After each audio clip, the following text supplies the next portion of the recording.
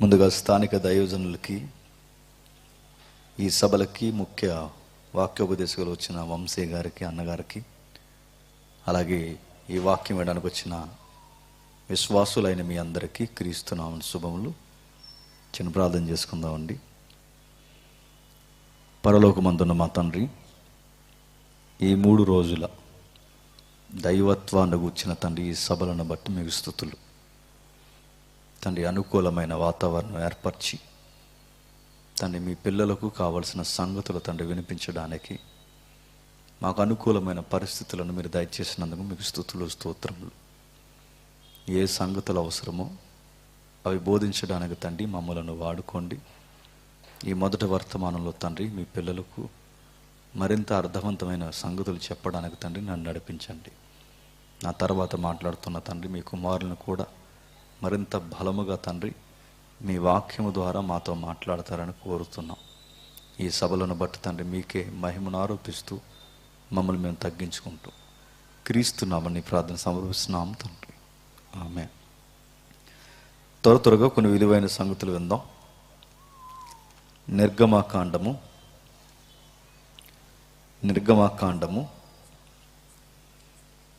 12వ అధ్యాయం.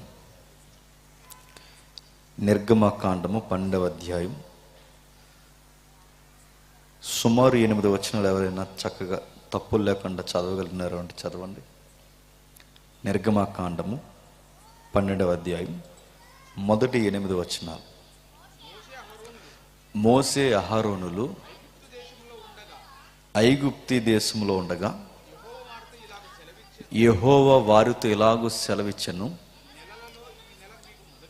నెలలలో ఈ నెల మీకు మొదటిది, ఇది మీ సంవత్సరమునకు మొదటి నెల.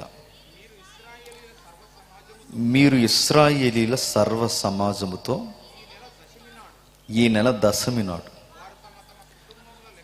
వారు తమ తమ కుటుంబముల లెక్క చొప్పున ఒక్కొక్కడు గొర్రె పిల్లనైనను మేక పిల్లనైనను, అనగా ప్రతి ఇంటికి ఒక గొర్రె పిల్లనైనను మేక పిల్లనైనను తీసుకొనవలెను.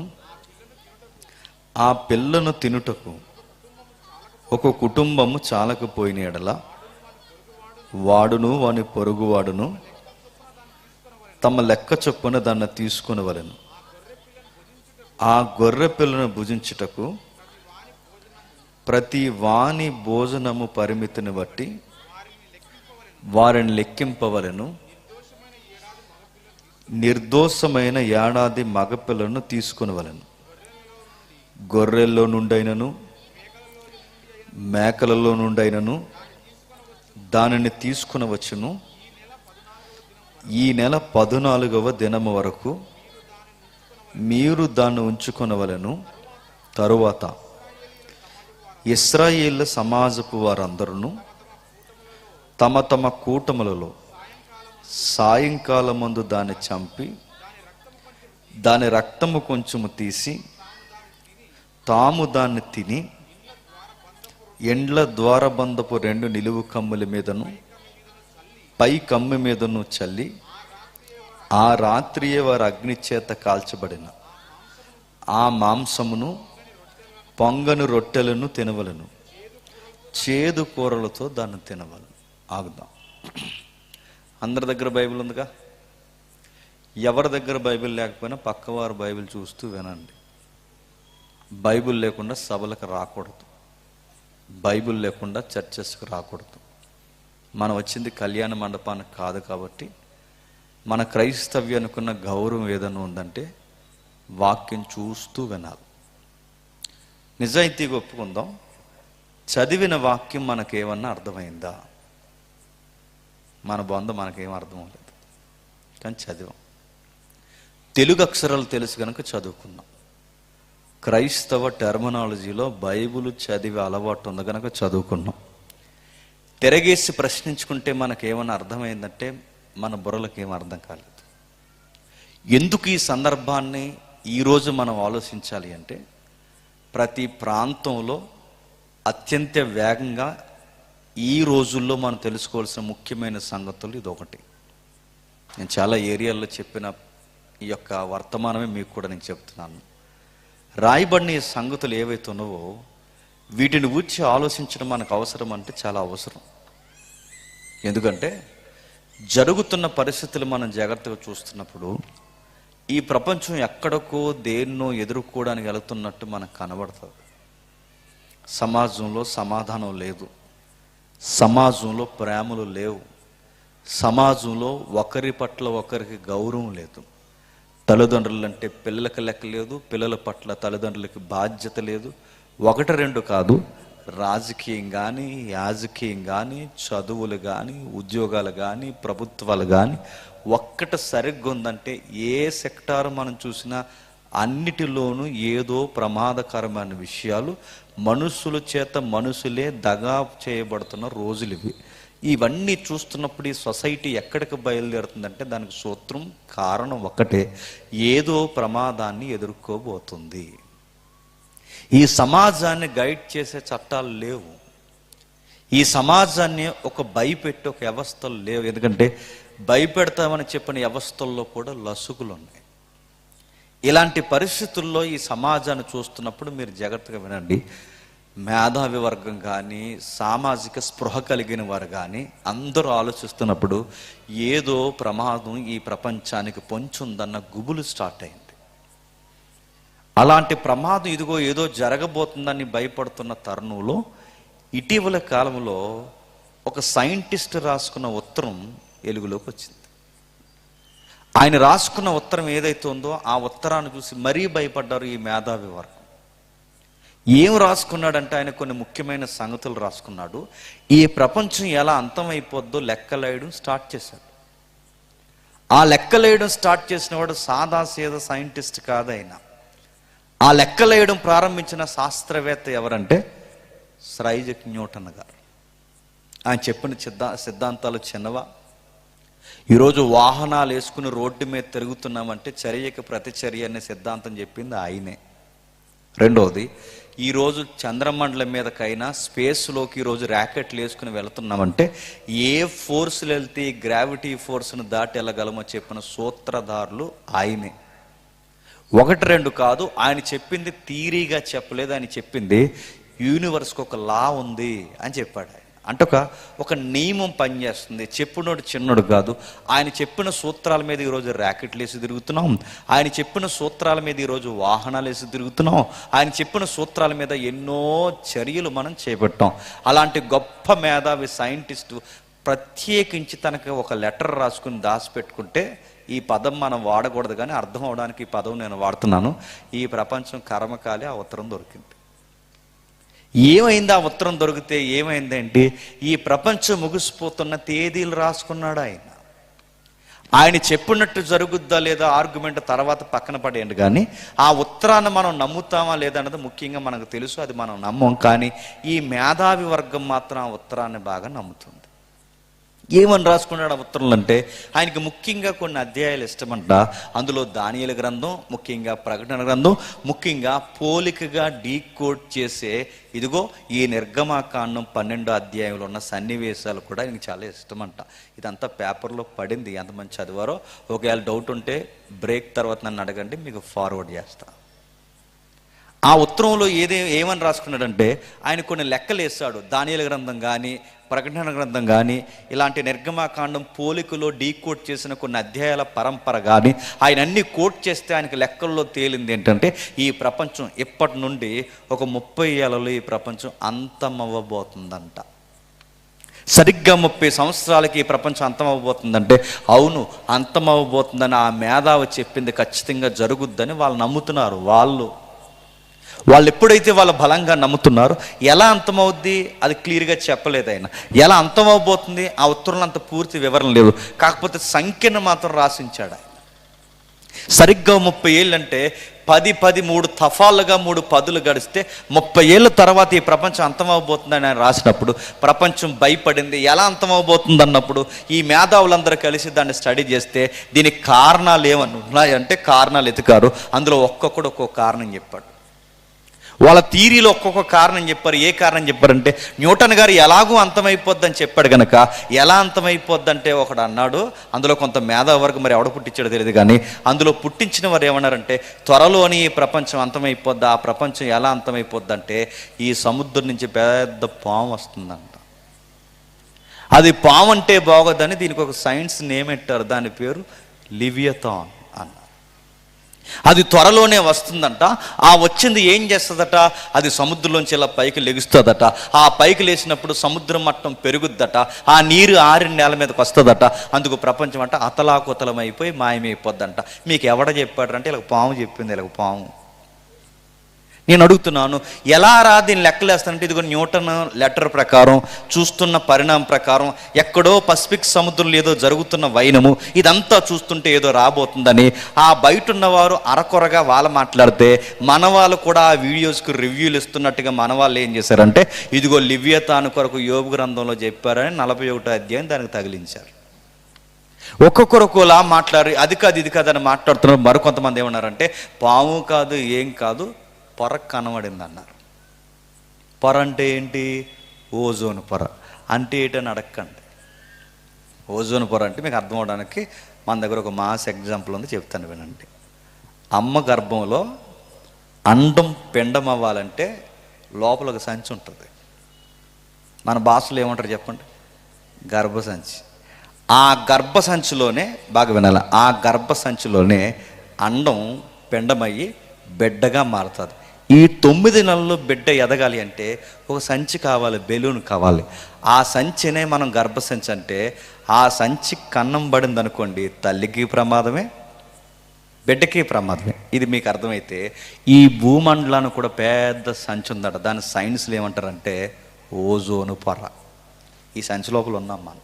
దానికి కుదురుండక కన్నం పెట్టాం.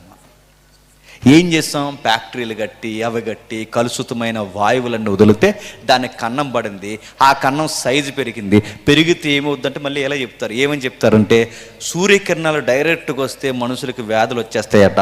ఆ తర్వాత ఏం జరుగుద్దట, మంచు పర్వతాలు కరిగిపోతాయట. కరిగిపోతే ఏమవుద్దట, సముద్ర మట్టం పెరుగుద్దట. సముద్ర మట్టం పెరిగితే ఏమవుద్దట, ఇదిగో నీటి అంటే సముద్ర మట్టానికి ఎత్తైన స్థలాలు ఉన్న మీ కర్నూలు, హైదరాబాద్ పట్టణాలు లాంటి పట్టణాలు కూడా మునిగిపోయి ప్రపంచం అంతమైపోద్దట. మీకు ఎవరు చెప్పారు అంటే, పొర చెప్పింది వీళ్ళకి. ఒకడేమో పాము అంటారు, ఇంకొకరేమో పొర అంటారు. ఇంకొకరు ఏమన్నారంటే, పొర కాదు పాము కాదు, స్పేస్ నుంచి పెద్ద రాయి వస్తుంది అన్నారు. ఆ రాయి ఏంటంటే, మళ్ళీ రాయి అంటే బాగోదని దానికి ఒక పేరు ఇట్టారు. దాని పేరు సైన్స్లో ఆస్ట్రాయిడ్. అది వస్తుందంట, అది వచ్చి గుద్దేస్తుందట. ఆ గుద్దేసినప్పుడు భూమి అటు ఇటు ఊగిపోయి భూమి నాశనం అయిపోతుందట. ఇన్ని పుకార్లు, ఇన్ని థీరీలు యూట్యూబ్ చెబుతుంది, మెయిన్ ఛానల్ చెబుతున్నాయి, ప్రింట్ మీడియా చెప్తుంది. ఇవన్నీ చెబుతున్నారు. దేన్ని బట్టి చెబుతున్నారు అంటే, దానికి కారణం ఒకటే, న్యూటన్ లెటర్ వచ్చిన దగ్గర నుంచి వాళ్ళకి భయం వచ్చేసింది. అంటే ప్రపంచం ఎలా అంతమైపోద్ది అంటే, ఒకరేమో లివియథాన్ అంటున్నారు, మరొకరు ఓజోన్ పొర అంటున్నారు, మరొకరు ఆస్ట్రాయిడ్ అంటున్నారు. ఒక్కొక్కరు కూడా చెప్తున్నారు. కానీ ఇవన్నీ బయట వాళ్ళు నమ్ముతారేమో కానీ, మనం మాత్రం ఈ ప్రపంచం ఎలా అంతమైపోద్దంటే దేవుని రాకడ వలన అంతమైపోద్ది. ప్రభు అయిన యేసుక్రీస్తు తన వేవేల పరిశుద్ధ పరివారంతో నేడో రేపు ఈ ప్రపంచం మీదకి రాబోతున్నాడు. ఆయన రాకతో ఈ ప్రపంచం అంతమవుద్దని బైబిల్ అడుగడుగునా చెప్పడం ప్రారంభించింది. ఆయన రాకను గుచ్చి పుంకాల సందర్భాలు ఉన్నాయి. ఆ సందర్భాల్లో మచ్చుకి యుగాంతమందున్న మనకి బుద్ధి కలగడానికి చరిత్రలో దాఖలు చేయబడిన ఒక అధ్యాయమే నిర్గమాకాండం 12వ అధ్యాయం. ఏముంది నిర్గమాకాండం 12వ అధ్యాయంలో? ఒక చరిత్ర ఉంది. నిర్గమాకాండం 12వ అధ్యాయంలో ఏముంది? రాబోతున్న ప్రమాదాన్ని గూర్చిన ముందు గుర్తులు ఉన్నాయి. నిర్గమాకాండం 12వ అధ్యాయంలో ఏముందంటే, మునుపు జరిగిన ఆ చరిత్రే మళ్ళీ జరగబోతుందని ఒక హెచ్చరిక ఉంది. అంటే ఏం జరిగింది? నిర్గమాకాండం 12వ అధ్యాయంలో ఒక చరిత్ర నమోదు చేయబడింది. అంటే మన దేవుడు ఈ పాము వలన ప్రపంచం అంతమవుద్ది, ఓజోన్ పొర వలన అంతమవుద్ది, ఇలాంటి దాఖలాలు ఏం మనకు చెప్పలేదు. కానీ ఈ ప్రపంచం ఎలా అంతమవుద్ది అంటే, బైబిల్లో ఒక స్టేట్మెంట్ ఉంది. ఆ స్టేట్మెంట్ ఏంటంటే, మునుపు జరిగిందే మళ్ళీ జరగబోతుంది. అంటే ఏదో జరిగింది, ఆ జరిగింది మళ్ళీ జరగబోతుంది. మన దేవుడిలో ఉన్న గొప్పతనం ఏంటంటే, ఆయన ఏది చెప్పకుండా చేయడు. ఆయన ముందే అన్ని మనకి సంఘానికి చెబుతాడు. ఆ రాయబడిన సంగతులు ఇది ఒకటి. ఏం జరుగుతుంది అక్కడ రాస్తున్నాడు చూడండి. మోసే అహరోనులు ఐగుప్తు దేశంలో ఉండగా యెహోవా వారితో ఇలాగూ సెలవిచ్చాను, ప్రతి దానికి ఒక సందర్భం ఉంటుంది, ప్రతి దానికి ఒక నేపథ్యం ఉంటుంది, ప్రతి దానికి ఒక వ్యక్తుల కదలికలు ఉంటాయి. ఆ జరిగిన సంగతులు మనం జాగ్రత్తగా అర్థం చేసుకుంటే రాబోతున్న సంగతులు ఏవైతున్నావో మనకి దేవుడు ముఖాముఖిగా మాట్లాడే వాక్యపు వెలుగులో ఆయనతో మాట్లాడే ఒక సందర్భం మనకు ఎదురవుతుంది. చాలామంది వచ్చి అడుగుతారు, ఇలాంటి వేదికల దగ్గరకు వచ్చి ఏమని అడుగుతారంటే, దైవజనుల దగ్గరకు వచ్చి ప్రార్థన చేయించుకుని దేవుడు మా గురించి ఏమైనా చెప్పాడంటే, మీ గురించి మాకేం చెప్తాడు, మాకేం చెప్పడు. మీరు అస్తమాల వచ్చి ఏమని చెప్పాడంటే ఇంకేదో చెప్పేస్తాను, చెప్పమా? నేను అడుగుతున్నాను, ఏం చెప్తాడు? ఆయన ఏమైనా చెప్పాలనుకుంటే, ఆయన ఏమైనా మాట్లాడాలనుకుంటే ఒకే ఒక ఛానల్ ఉంది, ఏంటి చెప్పండి? బైబిల్. ఆయన మాట్లాడేది ఏదైనా ఉందంటే వాక్యం ద్వారా మాట్లాడతాడు. ఆయన నీతో ఏదైనా మాట్లాడాలనుకుంటే వాక్యంలో నుంచే మాట్లాడతాడు. మీ గురించి మాకేం చెప్పడు. ఇప్పుడు ఈ వాక్యం ద్వారా మాట్లాడతాడంటే మాట్లాడతాడు. ఎలా మాట్లాడతాడు? చాలామంది ఏమనుకున్నారంటే వాక్యం ద్వారా మాట్లాడడం అంటే ఈ మధ్య ఒక తన్మయత్నం, అంటే అదొక మూఢనమ్మకపు తన్మయత్నం వచ్చింది. ఆ మూఢనమ్మకం ఏంటంటే, దేవా నాతో మాట్లాడు, రేపు నేను ఊరు వెళ్తున్నాను, ఊరు వెళ్ళాలో వద్దో ఇప్పుడు దేవుడు బైబిల్లోని చెప్పాలంట. మరి ఎలా చెప్తాడు ఊరు వెళ్ళాలో వద్దని? ఇలా బైబిల్ను కొట్టి అలా తీశారట. తీస్తే అంతటా అతడు లేచి బయలుదేరినని వచ్చిందట. వెంటనే ఊరు వెళ్ళిపోయారంట. నేను అడుగుతున్నాను, ఆ కిందకి చదువు. అంతటా అతడు లేచి బయలుదేరినంటే ఎక్కడ బయలుదేరి? ఊరేసుకోవడానికి పోయాడు, ఇసుకరోతి యోధా. ఆ చదవు. అంతటా అతను లేచి అంటే మీరు ఎలా పడితే అలా బైబిల్ చదివి దేవుడు నాతో మాట్లాడుతున్నాడంటే ఇది ఒక ఎక్స్ట్రీమ్ యాటిట్యూడ్ వచ్చింది క్రిస్టియానిటీ కదా. ఏంటంటే ఇదిగో మాట్లాడుతున్న ప్రతి రెఫరెన్స్కి అనుకూలంగా మలిచేసుకోవడం, ఇలా తెలిసి ఇదిగో దేవుడు నాతో ఇది మాట్లాడడం కాదు. మరికొంతమంది దేవుడు మాట్లాడడం అంటే వాక్యం ద్వారా, అంటే ఈ వాక్యపు పరిధిని కూడా దాటేసారు భయం లేకుండా. ఒక ఆవిడ ఏమంటుందంటే దేవుడు మాట్లాడాడు, ఏమని మాట్లాడితే యూట్యూబ్లో తిరుగుతున్నాయి, చాలామంది ఎటకారం చేస్తున్నారు. ఏమని మాట్లాడు దేవుడు అంటే వాళ్ళ ఇంట్లో గ్యాస్ అయిపోయిందంట. ఆ ఇంట్లో గ్యాస్ అయిపోయినందుకు బాధపడుతుందంట. వెంటనే ఎవరు కంప్లైంట్ చేసిందంట? గ్యాస్ వాడికి కాదంట, పరిశుద్ధాత్ముడికి చెప్పిందంట. వెంటనే పరిశుద్ధాత్ముడు గ్యాస్ పట్టుకుని అడుగుతున్నాను, చివరికి పరిశుద్ధాత్మ దేవుడిని చెప్పండి గ్యాస్ ఏం చేస్తున్నారండి ఆయనతో. మరొక ఆవిడ చెప్పిందట, ఒక ఆమె ఏమో గ్యాస్ అయిపోతే పరిశుద్ధాత్ముడు చెప్తుంది. మరొక ఆవిడ ఏమందంటే వాళ్ళ ఆయనకి మంచి పప్పు వండి పెట్టిందంట. కుదురుగా ఉండాలిగా, వెళ్ళి అడిగిందంట, ఏమండి ఎలా ఉందండి పప్పు అని అడిగిందంట. ఆడి పైనుంచి కింద చూసి మొహలా ఉంది పప్పు అన్నాడట. ఎప్పుడు పప్పులు ఉప్పేసేస్తాం. తిట్టాడు. ఆడు తిడితే అలా కాదని నెక్స్ట్ బాగా వండుతానని చెప్పాలిగా, అలా చెప్పకుండా బయటకు వచ్చి అందంటే ఇలా పైకి చూసి చెప్పాలి కదా అందంట. ఎవరిని? దేవుణ్ణి. మీరు అన్ని చూస్తున్నారు లేదో సాక్ష్యాలు ఇవి. ఇలా పైకి చూసి అందట చెప్పాలి కదా అని. ఇప్పుడు వెంటనే యేసు ప్రభు వారట ఈ పప్పులో ఉప్పు తక్కువైపోయిందని ఎవరు రావాలట? పప్పులు ఉప్పు కలపడానికి ఒక ఆవేమో యేసు ప్రభుని పిలుస్తుంది, గ్యాస్ అయిపోయిందని ఒక ఆవిడేమో చెప్పండి పరిశుద్ధాత్మ పిలుస్తుంది. ఇవన్నీ సాక్ష్యాలు నడుతున్నాను. దేవుడు ఏం మాట్లాడామంటే పప్పుల కోసం ఉప్పుల కోసం గుర్తుపెట్టుకోండి. దేవుడు ఎలా మాట్లాడితే వాక్యంలోంచి మాట్లాడతాడు. ఎలా వాక్యంలోంచి మాట్లాడతాడు? ఎలా వాక్యంలోంచి సెలవిస్తాడు? దేవుడు వాక్యంలోంచి ఎలా మనతో మాట్లాడతాడు? దానికి సూత్రం ఒకటే. ఆయన ఎలా మాట్లాడతాడంటే దానికి కారణం సందర్భాల్లో నుంచి మాట్లాడతాడు. మీకు ఉదాహరణ చెప్తాను వినండి. మీలో ఎవరైనా కుటుంబ సమస్యలతో నలిగిపోతున్నారు అనుకోండి, మీలో ఎవరైనా ఆర్థిక ఇబ్బందులతో నలిగిపోతున్నారు అనుకోండి, మీలో ఎవరైనా వ్యాపారంలో నష్టపోయారు అనుకోండి, ఎలా మాట్లాడతాడు? నీలాగే సంసారంలో నలిగిపోయిన తల్లులు ఆల్రెడీ బైబిల్లో ఉన్నారు. నీలాగే సంసారంలో నలిగిపోయి వేసారిపోయిన తల్లులు ఉన్నారు. ఆ సందర్భాన్ని నువ్వు చదివితే ఆ రోజు ఆ దేవుడు వారిని ఆదరించిన దేవుడు ఈరోజు నువ్వు ఆ సందర్భాన్ని చదివితే ఆ సందర్భంలో ఒక ధైర్యం ఇస్తాడు. ఏమని? ఆ రోజు ఆ కుటుంబాలను కట్టిన దేవుడు ఈరోజు నన్ను కూడా కడతాడని ఒక ధైర్యం వస్తుంది. చూసారా, అది మాట్లాడటం. వ్యాపారంలో నష్టపోయి ఉంటే ఇదిగో వ్యాపారంలో ఎలా అభివృద్ధి పొందాడంటే దేవుడు చెప్తున్నాడు, యథార్థవంతులు తప్పక వర్ధిల్లుతారు, నిశ్చయముగా నీ రెక్కల కష్టాన్ని నువ్వు అనుభవించగలవు. ఎప్పుడు? యథార్థత కలిగి వ్యాపారం చేస్తే. దేవుడు వాక్యంలోంచి మాట్లాడుతూ ఇదిగో ఈ విధంగా మాట్లాడతాడు. అంతేగాని మనకు నచ్చినట్టు అంతటి లేచి ఊరెళ్ళను ఇలాంటి సందర్భాలు కాదు. వ్యక్తులుగా ఎవరైతే నమోదు చేయబడిన జీవిత చరిత్రలు ఉన్నాయో ఆ చరిత్రలు చదువుతున్నప్పుడు మన జీవితంలో దేవుడు మనతో మాట్లాడతాడు. ఇలా వాక్యాన్ని మనం చదువుతున్నప్పుడు సందర్భానుసారంగా వాక్యాన్ని చదవకపోతే ఏమవుద్దంటే నష్టపోతాం. మరొక ఉదాహరణ చెప్తాను వినండి. ఎలా పడితే అలా వాక్యాలు చదివితే ఎంత ప్రమాదం జరుగుతుందో బైబిల్ అందే. ఇందులో ఒకటి కలపొద్దు, ఒకటి తీయొద్దు. ఒకటి కలిపినా తీసినా ఏమవుతుందంటే ప్రమాదం జరుగుద్దు. ఒకటి కలపొద్దు, తీయొద్దు. కలిపితే మన ఇష్టానుసారంగా కలిపి తీసి మాట్లాడితే వాక్యం నుంచి ప్రమాదాలు వస్తాయి మనకి. ఈ మధ్యకాలంలో ఏం జరిగిందంటే, కొంతమంది కలిసి ఎప్పుడు లేనంత జనాభా 31st నైట్కి వస్తారు రారా చర్చికి. డిసెంబర్ 31కి వస్తారు. ఎప్పుడు రానంత జనాభా వస్తారు డిసెంబర్ 31. అందుకే లోపల ఏం జరుగుతుంది తెలుసా, చైర్లు నిండిపోతాయి, బయట టెంట్లు నిండిపోతాయి. పాస్టర్ గారికి చాలా బర్డెన్ అవుద్ది, ఎందుకంటే జనాభా ఎక్కువ వస్తారు. ఎందుకు వస్తారంటే, ఈ సంవత్సరం అంతా గాలి తిరుగులు తిరిగాం ప్రభు, అయినా నీ బలమైన రెక్కల చాటును మమ్మల్ని కాపాడో, మళ్ళీ మేము గాలి తిరుగులు తిరుగుతాం, మమ్మల్ని ఏమి అనడానికి మాకు ఒక లైసెన్స్ కావాలి, అందుకు వస్తున్నాం అన్నట్టు వస్తారు. ఆ లైసెన్స్ పేరేంటి చెప్పండి? నేను వాగ్దానం కార్డులకు వ్యతిరేకం కాదు, మేము వాగ్దానం కార్డులు వ్యతిరేకం చెప్పట్లేదు, కానీ వాగ్దానం కార్డు కూడా ఒక సందర్భం ఉంటుంది. వస్తారు, వచ్చినప్పుడు ఏం చేస్తారు, ఇలా కూర్చుంటారు. ఆ కూర్చున్నప్పుడు ఆ రోజు చాలా ఈవెంట్స్ ఉంటాయి. ఆ రోజు ఆ చర్చిలో పాస్టర్ గారు సండే స్కూల్ పిల్లలకు గిఫ్ట్లు ఇవ్వాలి, సండే స్కూల్ టీచర్ స్కిట్లు వేయించాలి, సండే స్కూల్ టీచర్ని ఎంకరేజ్ చేయాలి, లేకపోతే నెక్స్ట్ సండే స్కూల్ ఉండదు. ఆ తర్వాత ఏముంటుంది, ఎవరైతే ఎల్డర్స్ ఉన్నారో మళ్ళీ వాళ్ళని గౌరవించాలి, వారు చేసిన కార్యక్రమాలు జ్ఞాపకం చేసుకోవాలి, ఇన్ని తతంగ కార్యక్రమాలు ఉంటాయి. ఇదంతా ఒక ఎత్తు అయితే, చర్చిలో సరిగ్గా 12 ముందు 12 తర్వాత లవ్ ఫీస్ట్ పెట్టాలి. లవ్ ఫీస్ట్ అంటే ప్రేమ విందు. అది ప్రేమ విందు అని అనాలంటే, ఆ ప్రేమ విందులో కక్క ముక్క డొక్క ఉండాలి, లేదా మళ్ళీ అది ప్రేమ విందులో ఉండదు, సాంబార్తో తింటే. మళ్ళీ ఇవన్నీ ఉండాలి. ఈ బడ్జెట్ అంతా, ఈ ప్రాబ్లం అంతా, ఈ ఒత్తిడి అంతా ఎవరి మీద పడుతుంది? స్థానిక పాస్టర్ గారి మీద పడుతుంది. ఇవన్నీ ఒక ఎత్తు అయితే, వచ్చిన ప్రతి ఒక్కరితో దేవుడు ఆదరిస్తున్నాడు, దేవుడు మీతో మాట్లాడుతున్నాడు అనడానికి ఏం చేయాలంటే, అందరికి ఒక వాగ్దానం కట్టించి పంపించాలి. అందుకు దానికి కొంతమంది దైవజనులు ప్రిపేర్ అయి ఉంటారు. ఒక దైవజనుడు ఏం చేశాడంటే, ఆడవారి కార్డులు ఆడవారు తీశాడు, మగవారి కార్డులు మగవారికి తీశాడు. ఈ ఆడవారి కార్డులు మగవారి కార్డులు వేరువేరుగా తీసినప్పుడు, ఈ పాస్టర్ గారు, నేను మార్కెట్కి వెళ్ళి వస్తున్నాను, మళ్ళీ వచ్చిన తర్వాత నేను అడుగుతాను, సాయంత్రం నాకు ఈ కార్డ్స్ అన్ని అప్పగించరా, ఎవరి కార్డులు వాళ్ళకి పంచాలని ఒక కుర్రోడికి అప్పగించి, కంగారోడు. ఈ కంగారోడు ఏం చేశాడంటే కలిపేశాడు.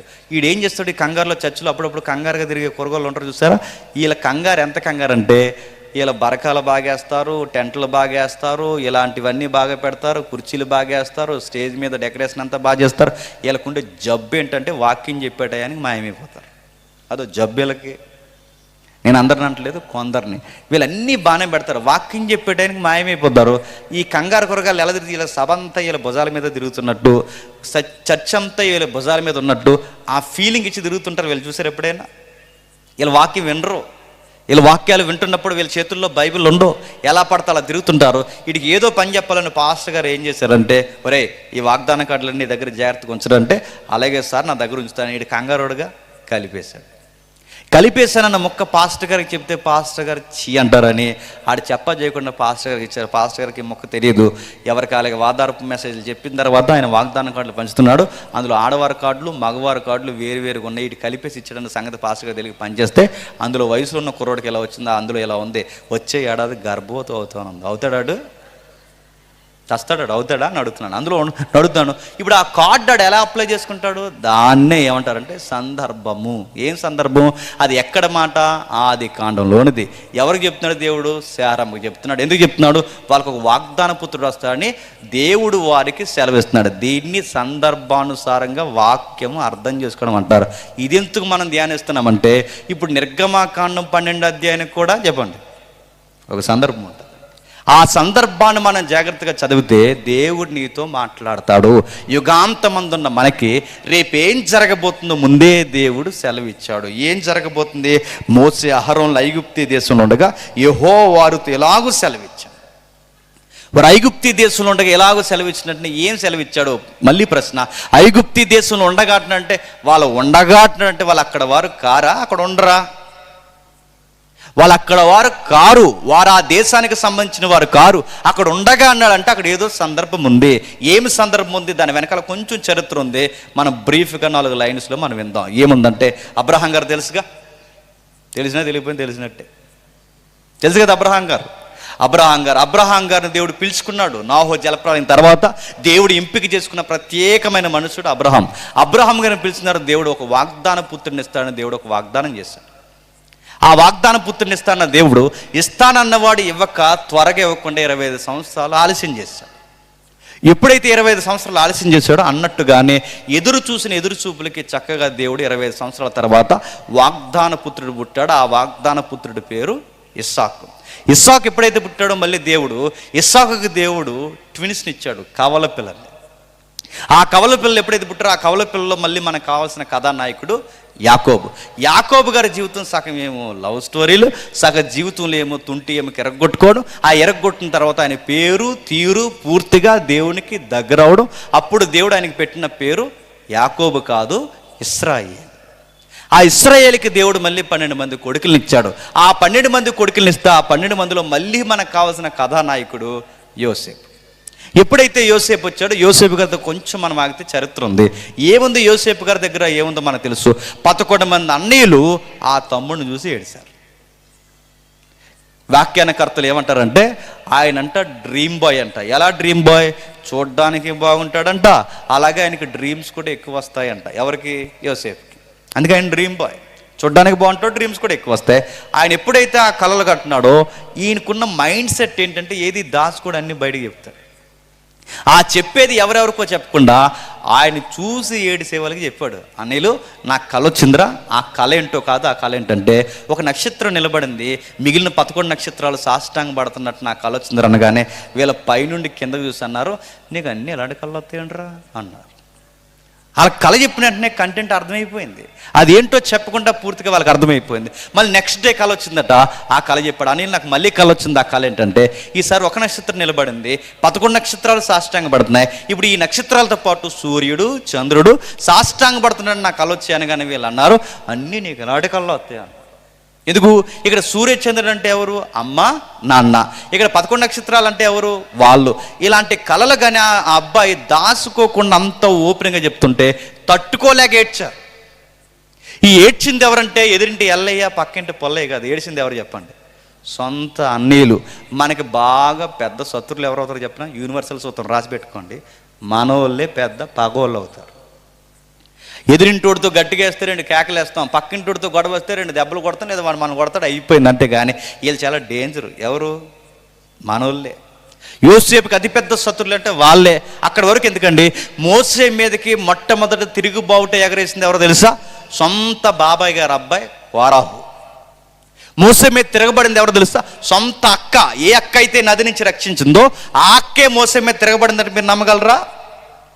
ఈ అన్నయ్య అయితే చేతగానాడో అన్నయ్యనే ముందు నిలబెట్టుకుని అహరోను చూపించి సహోదరుల ఐక్యత, ఇదిగో ఇలా ఉంటాదని అనేక మార్లు వివరించుకున్న అహరోనే చాలాసార్లు మోసే మీదకి వ్యతిరేకమైన పనులు చేశారని మీరు నమ్మగలరా?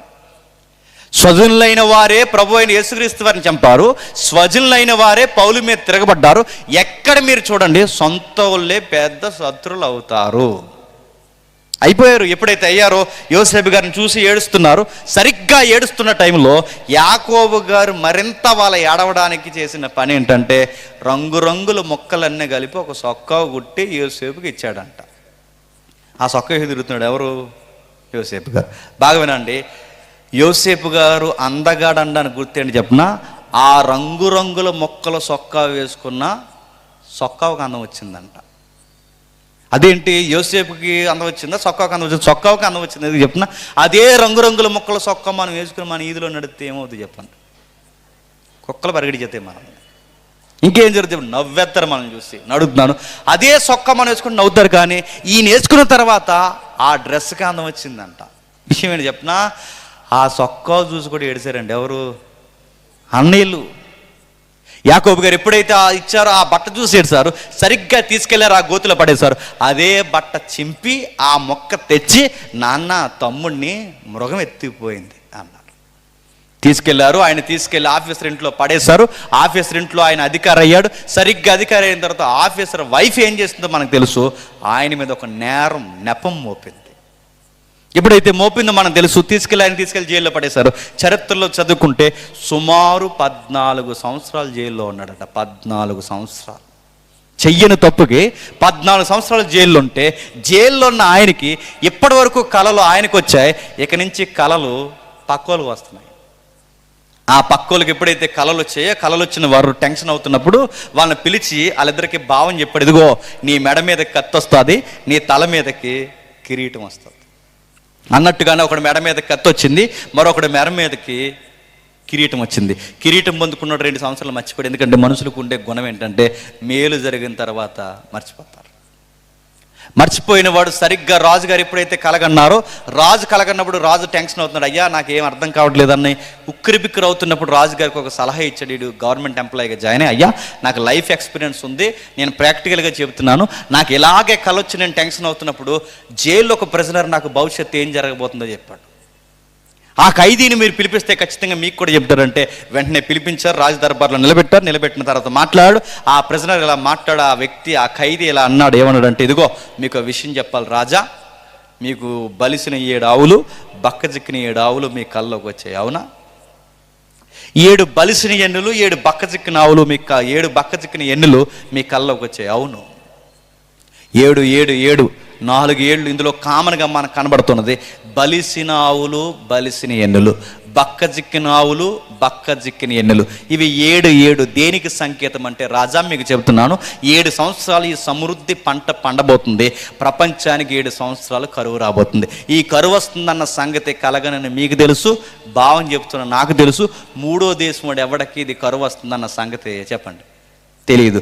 మనం సరిగ్గా ఈ సంగతిని మనం దృష్టి కేంద్రీకరించి ఈ 7 సంవత్సరాల ధాన్యాన్ని మనం గుడాంస్ కట్టి వాటిని నిల్వ చేయగలిగితే, సరిగ్గా ప్రపంచానికి కరువు వచ్చిందన్న టైంలో ఒక ప్రకటన, ఒక అడ్వర్టైజ్మెంట్ ఇద్దాం. మనం ఐగుప్తిలో ఆహారం దొరుకుతుంది, ఈ వార్త కరువు దేశాలకు పాగుతాయి, వాళ్ళ వస్తువులు తెస్తారు, మన దగ్గర ధాన్యం కొంటారు. ప్రపంచానికి 7 సంవత్సరాల కరువు, అదే 7 సంవత్సరాల ఐగుప్తి టర్న్ ఓవర్ మారిపోతుంది.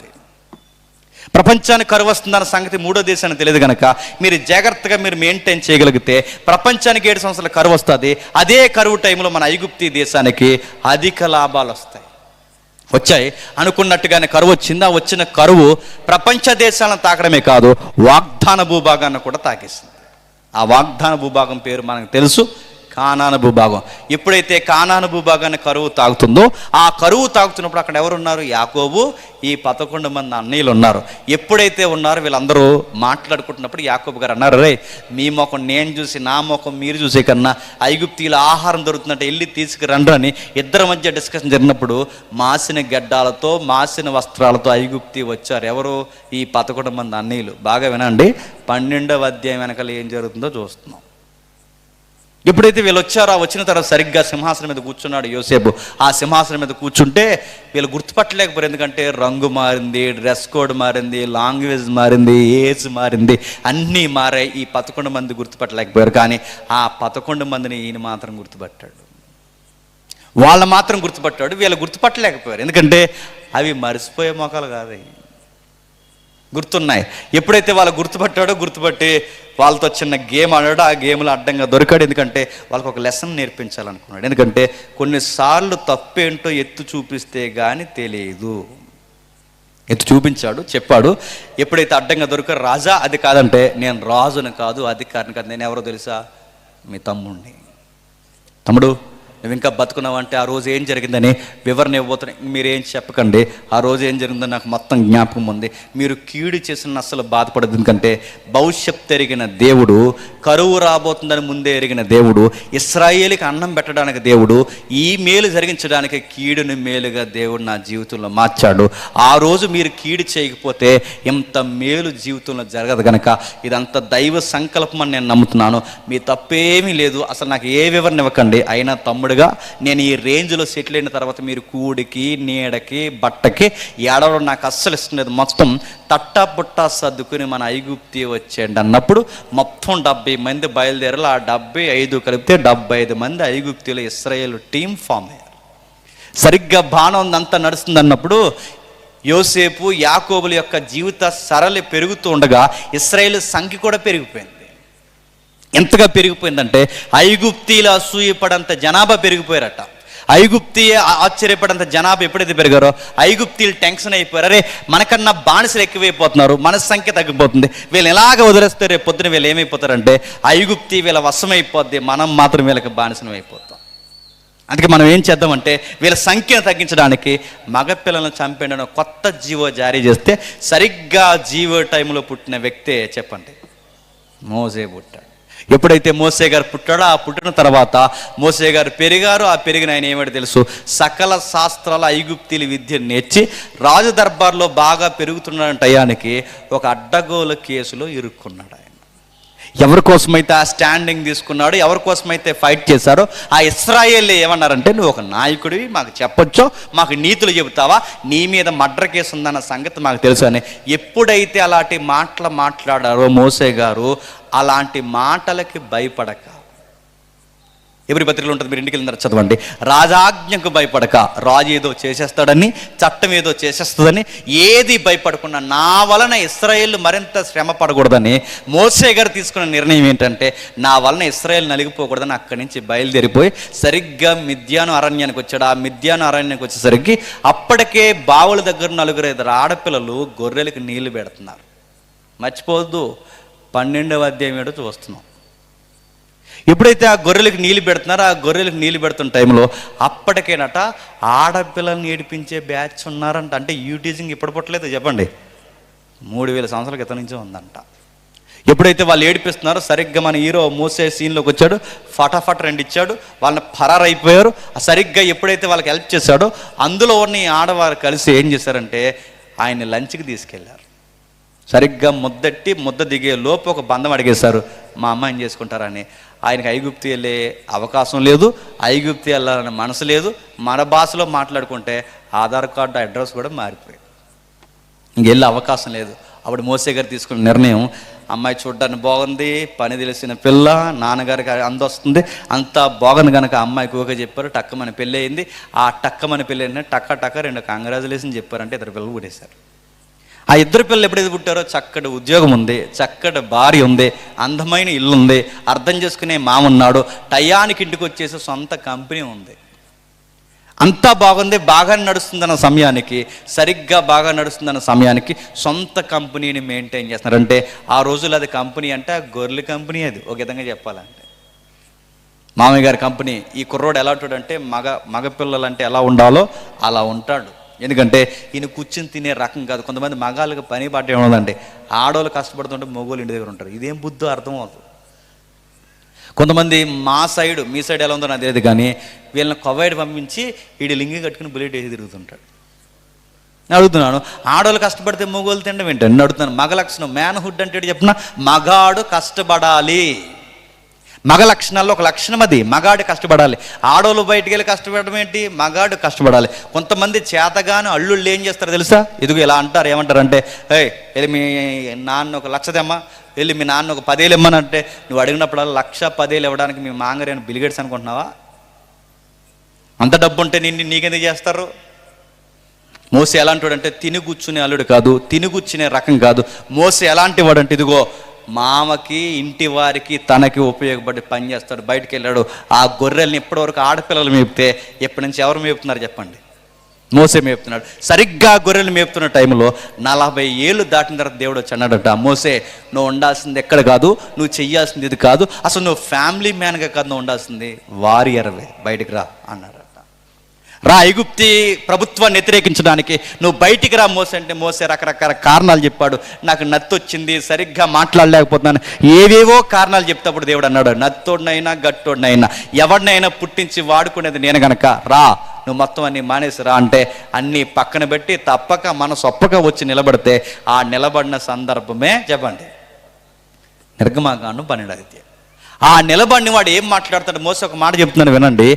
ఏం చెప్తున్నాడంటే, మొదటి నెల 10వ తారీఖున గొర్రె పిల్లని తెచ్చుకోవాలి, 14వ తారీఖు సాయంకాలం మందు గొర్రె పిల్లని చంపాలి, కుటుంబాలు కోటాలు పెట్టుకోవాలి, ఆ కోటాలు పెట్టుకున్న గొర్రె పిల్లని చంపాలి, ఆ చంపిన రక్తాన్ని పైకమ్మికి అడ్డుకమ్మికి పుయ్యాలి, ఆ రక్తం వెనకాల మీరు కూర్చొని ఆ గొర్రె పిల్ల మాంసాన్ని తినాలి. ఆ మాంసాన్ని తిన్న తర్వాత యెహోవానైన నేను పస్కా బలిలో మీరు ఏదైతే చేయబోతున్నారో ఆరాధన చేస్తూ ఈ కార్యక్రమాన్ని జరిగించాలి. ఎందుకు ఇదంతా మేము చెయ్యాలి? ఎందుకు 10వ తారీఖున మేము కూడుకోవాలి? ఎందుకు గొర్రె పిల్లని తెచ్చుకోవాలి? ఎందుకు మేము 14వ తారీఖు సాయంకాలం అందే ఎందుకు బలయ్యాలి? ఈ రక్తాన్ని ఎందుకు పోయాలి? రక్త వెనకాల ఎందుకు దాక్కోవాలి? ఈ గొర్రె పిల్ల మాంసాన్ని ఎందుకు తినాలి? ఇదంతా ఎందుకు చేయాలంటే మోసే నిలబెట్టి ఇవన్నీ ఇశ్రాయేలుకి చెప్పన్నాడు. ఇదంతా మేము ఎందుకు చేయాలి ప్రభు అంటే, ఈ రాత్రికి నేను దేశం మీద సంచరించబోతున్నాను.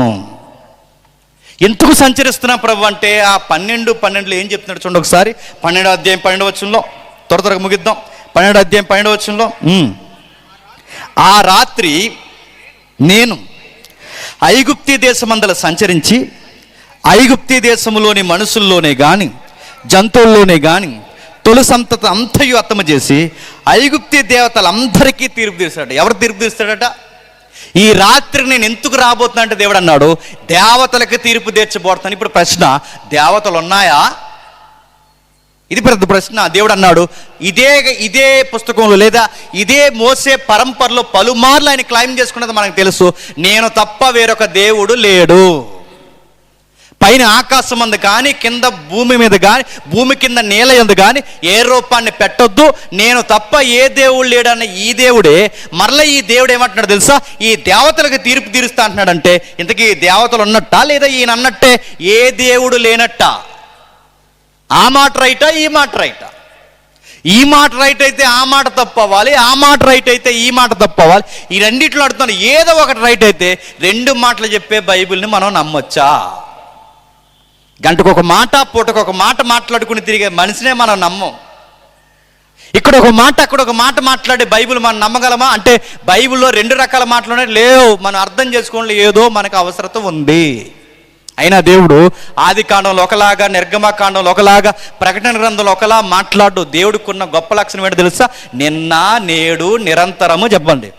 ఏకరీతిగా ఆదాము దగ్గర ఎలా ఉన్నాడో మోసే దగ్గర అలా ఉన్నాడు.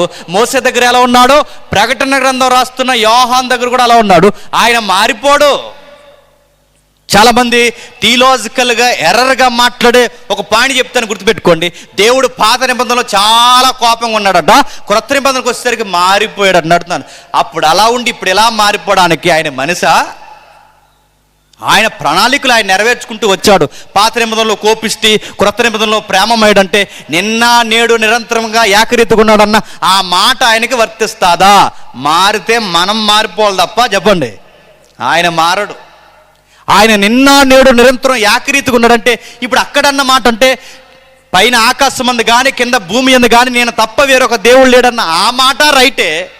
ఈ దేవతలకు తీర్పు తీరుస్తానన్న ఈ మాట కూడా రైటే. ఇప్పుడు ఆ మాట ఈ మాట రైట్ అయితే ఎలా రైటు? నేను ముగించే ముందు త్వరగా ముగిస్తాను, కొంచెం మీరు జాగ్రత్తగా వినండి. ఎలా రైట్ అంటే ఐగుప్తిలో దేవతలు ఉన్నాయంట. ఎలా దేవతలు ఉన్నాయి అంటే దేవతలు ఎలా ఉన్నాయంటే గుర్తుపట్టండి.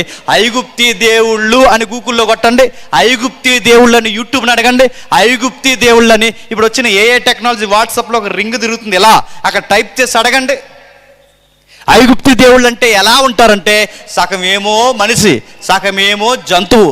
ఈ సగము మనిషి సగం జంతువుతో మిళితమైన పెద్ద ఆకారాన్ని పెట్టి పూజలు చేసి అవి చేసి ఇవి చేసి దేవుడా రా రా అంటే ఆ ఆకారం వెనకాలకి దేవుడు రాలేదంట. మరి దేవతలుగా దేవుళ్ళుగా, బాగా విన్నాడు, దేవతలుగా దేవుళ్ళుగా అంటే దేవతలు కాదు, దేవుళ్ళు కాదు, కానీ దేవతలుగా దేవుళ్ళుగా పూజ కొట్టే ఏవో ఆకారాల్లోకి వచ్చాయి. అంటే లిటరల్గా ఏదో శక్తి వచ్చిందని కాదు, కానీ దాని వెనకాల బినామీగా వీటిని ముందు పెట్టి పనిచేస్తున్నవాడు ఎవడో ఉన్నాడు. ఆడొచ్చాడు ఐగుప్తి. ఆడ ఐగుప్తిలో వాడు ఉంటే ఏమైంది? అక్కడ హత్య చేసినా తప్పు కాదు, వ్యభిచారం చేసినా తప్పు కాదు, అబద్ధాలు ఆడినా తప్పు కాదు. ఒక మనిషికి ఎప్పుడు భయం వస్తా చెప్పినా వాడి నమ్మే దేవుడు సరైనోడైతే ఆడికి కూడా భయం ఉంటుంది. నువ్వు నమ్మే దేవుడికే నైతికత లేకపోతే భక్తుడికి నైతికత ఉండడం అనేది అసాధ్యము. ఏడబ్ల్యూ టోజర్ ఇంగ్లీష్ ఎవాంజలిస్ట్ ఇలాగ అంటాడు ఆయన. ఒక వ్యక్తిని వాడు నమ్మే నమ్మకాన్ని బట్టి వాడేంటో చెప్పొచ్చట, వాడేంటో చూసి వాడు నమ్మే దేవుడు ఎలా అంటాడో చెప్పొచ్చట. అంటే నీ నమ్మకాన్ని బట్టి నీ ప్రవర్తన ఉంటుంది, నీ దేవుడిని బట్టి నీ వ్యక్తిత్వం ఉంటుంది, నీ దేవుడి మీద ఉన్న నమ్మకాన్ని బట్టి నీ జీవితం ఎంత దుర్భరంగా ఉందో చెప్పొచ్చట. మీకు ఇంకా బాగా అర్థం కావాలంటే ఐగుప్తులైనా ఎక్కడైనా మీరు చూడండి, ఆకారాలను ముందు పెట్టి బయట చేస్తున్న పనుల దగ్గర మీరు చూడండి, అక్కడ దేవుడు ఉన్నాడా లేదా దయ్యం ఉందా మీకు తెలియంటే ఒకటి గుర్తు. దేవుడు ఉన్న దగ్గర ఏముంటుందో తెలుసా? విలువలు ఉంటాయి. దయ్యాలు ఉన్న దగ్గర ఏముంటుందో తెలుసా? నైతికత లేని నీచమైన పనులు ఉంటాయి. మీకు ఉదాహరణ చెప్తాను వినండి. మా ఊర్లో 8 డయాసులు ఇలాంటి డయాసులు వేసి మొత్తం పిలిచి ఊరు వాడ పబ్లిసిటీ చేసి మొత్తానికి ఒక ప్రకటన ఇచ్చి, నా చిన్నప్పుడు కూడా చెప్తున్నాను, మొత్తానికి ప్రకటన ఇచ్చి 8 డయాసులు వేసి ఆ 8 డయాసుల మీదకి ఆడవారిని పిలిచి నగ్నంగా నృత్యాలు వేయించి భయంకరమైన అశ్లీలత ఆ రోజు ప్రపంచాలు లేదా మా ఏరియాకి మా సమాజానికి చూపిస్తుంటే, ఏంట్రా ఇదని అడిగిన తర్వాత మాకు చెప్పిన సమాధానం ఏంటో తెలిసిన? ఆరాధన అంటది. నేను అడుగుతున్నాను, ఆడ మగ కానోళ్ళని తీసుకొచ్చి దేవుడు పేరు మీద నృత్యాలు చేయిస్తుంటే దాన్ని ఏమంటారు? గంజాయిలు ఏవైతున్నా భయంకరమైన మత్తు, భయంకరమైన గుడుంబ లాంటి వాటిని తాగి తందనాలాడితే ఏమంటారు? ఇలాంటి విషయాలు మాట్లాడుతుంటే ఏమంటారు? దేవుడు ఉన్న దగ్గర నడుతున్న నైతికత ఉంటుంది, దేవుడు లేని దగ్గర భయంకరమైన కార్యాలు ఉంటాయి. నడుతున్నాను, ఎక్కడ ఎవరైనా ఇక్కడికి వచ్చి సినిమా పాట పాడుతూ ఊరుకుంటామా? ఎక్కడ ఎవడైనా ఇక్కడికి వచ్చి బూతులు మాట్లాడుతూ ఊరుకుంటామా? నడుతున్నాను, ఇక్కడికి వచ్చి సినిమా పాటలు పాడినా ఊరుకోము, ఇక్కడికి వచ్చి నైతికత లేని మాటలు మాట్లాడిన ఊరుకోము. ఎందుకు ఊరుకోమో తెలుసా? ఎక్కడ ఇద్దరు ఆయన నామాన్ని కూడుకుంటారో అక్కడ ఎవరుంటారో తెలుసా? పరిశుద్ధ దేవుడు ఉంటాడు. ఆయన ఇక్కడ ఉన్నాడని దానికి గుర్తేడు చెప్పనా? మన మాటల అదుపులో ఉంటాయి, మన చేతల అదుపులో ఉంటాయి. ఈ పరిశుద్ధ దేవుడు ఎక్కడుంటే అక్కడ మన కార్యాల్లో విలువలు ఉంటాయి. ఇక్కడ దేవుడు లేడు, తందనాలు ఆడుతున్నాం, ఇక్కడ తాగి దొల్లుతున్నాం, ఇక్కడ భయంకరమైన పనులు చేస్తున్నామంటే ఇక్కడ దేవుడు ఉంటే ఆ పనులు చేస్తామా, లేదా దేవుడు పేరు చెప్పుకుని ఎవడో ఉంటే ఈ పనులు చేస్తున్నామా? చెప్పండి. ఐగుప్తిలో తందనాలు, ఐగుప్తిలో ఎగిర్లు, ఐగుప్తిలో భయంకరమైన పనులు ఎందుకు చేస్తున్నారు తెలుసా? దేవుడు పేరు మీద ఎవడో అక్కడ తిష్టేసి కూర్చున్నాడు. ఇశ్రాయేలుకి ఇది అలవాటు అయిపోయిందంట. వాళ్ళు బయటకు వచ్చిన తర్వాత దూడను తయారు చేశారు. ఒరే, దూడను ఆరాధిస్తున్నారేంట్రా, ఎద్దును ఆరాధిస్తున్నారేంట్రా, ఈ ఎద్దును ఆరాధిస్తున్నారంటే ఏంటో వాళ్ళు ఏమన్నా తెలుసా? మేము ఆరాధించేది ఎద్దును కాదు, ఆ ఎద్దు పేరు ఏంటో తెలుసా? యెహోవా అన్నారు. ఆ ఎద్దు కాదట మరి ఎవరు? ఆ ఎద్దు పేరు యెహోవా. అంటే యెహోవాకి ఆకారం పెట్టారు. నడుతున్నాను, ఆకారం పెట్టినది యేసుప్రభు బొమ్మైనా, ఆకారం పెడితే మరియమ్మ బొమ్మైనా, ఆకారం పెట్టిన ఏ ఆకారం వెనకాలైనా దేవుడు ఉంటాడో లేదో నాకు తెలియదు, కానీ చెప్పండి, ఆడుంటాడు. ఆడొచ్చి ఏం చేస్తాడు? దేశమైనా, రాష్ట్రమైనా, జిల్లా అయినా, మండలమైనా, పంచాయతీ అయినా, ఈదైనా, ఇల్లు అయినా, వాడెక్కడున్నా అక్కడ నైతికత లేని పనులు చేయిస్తాడు. ఇప్పుడు చెప్పండి, దేవుడు రాత్రికి ఎందుకు ఐగుప్తి దేశం మీద సంచరించబోతున్నాడంటే, దేశం బాగుపడాలంటే ముందు ఈ దేవతలుగా, దేవుళ్ళుగా పిలువబడుతున్న ఈ మాయా స్వప్నాల యొక్క సంగతి తేల్చాలన్నాడు. ఇదంతా మాకెందుకు చెప్తున్నా సోదరంటే, ఇప్పుడు ఏదైతే మనం చదువుకున్న చరిత్ర ఐగుప్తిలో జరిగిందో సేమ్ ప్రపంచంలో అదే జరుగుతుంది. రెండవ రాకడలో సేమ్ అదే సీన్ రిపీట్ అవుతుందంట. అంటే ఐగుప్తికి పట్టిన మాయా స్వప్నాలే, ఐగుప్తికి పట్టిన దురాత్మల సమూహమే ప్రపంచానికి పట్టిందంటావంటే నేను అనడం కాదు, అపోస్తుడైన పౌలు గారు అన్నారు. చూస్తారు ఒకసారి గలతీయులకు రాసిన పత్రిక చూద్దాం, ఒకసారి ముగించేద్దాం. గలతీయులకు రాసిన పత్రిక 1వ అధ్యాయం 4వ వచనం. గలతీయులకు రాసిన పత్రిక 1వ అధ్యాయం 4వ వచనం. అపోస్తలుడైన పౌలు గలతీయులకు రాసిన పత్రిక 1వ అధ్యాయం 4వ వచనం.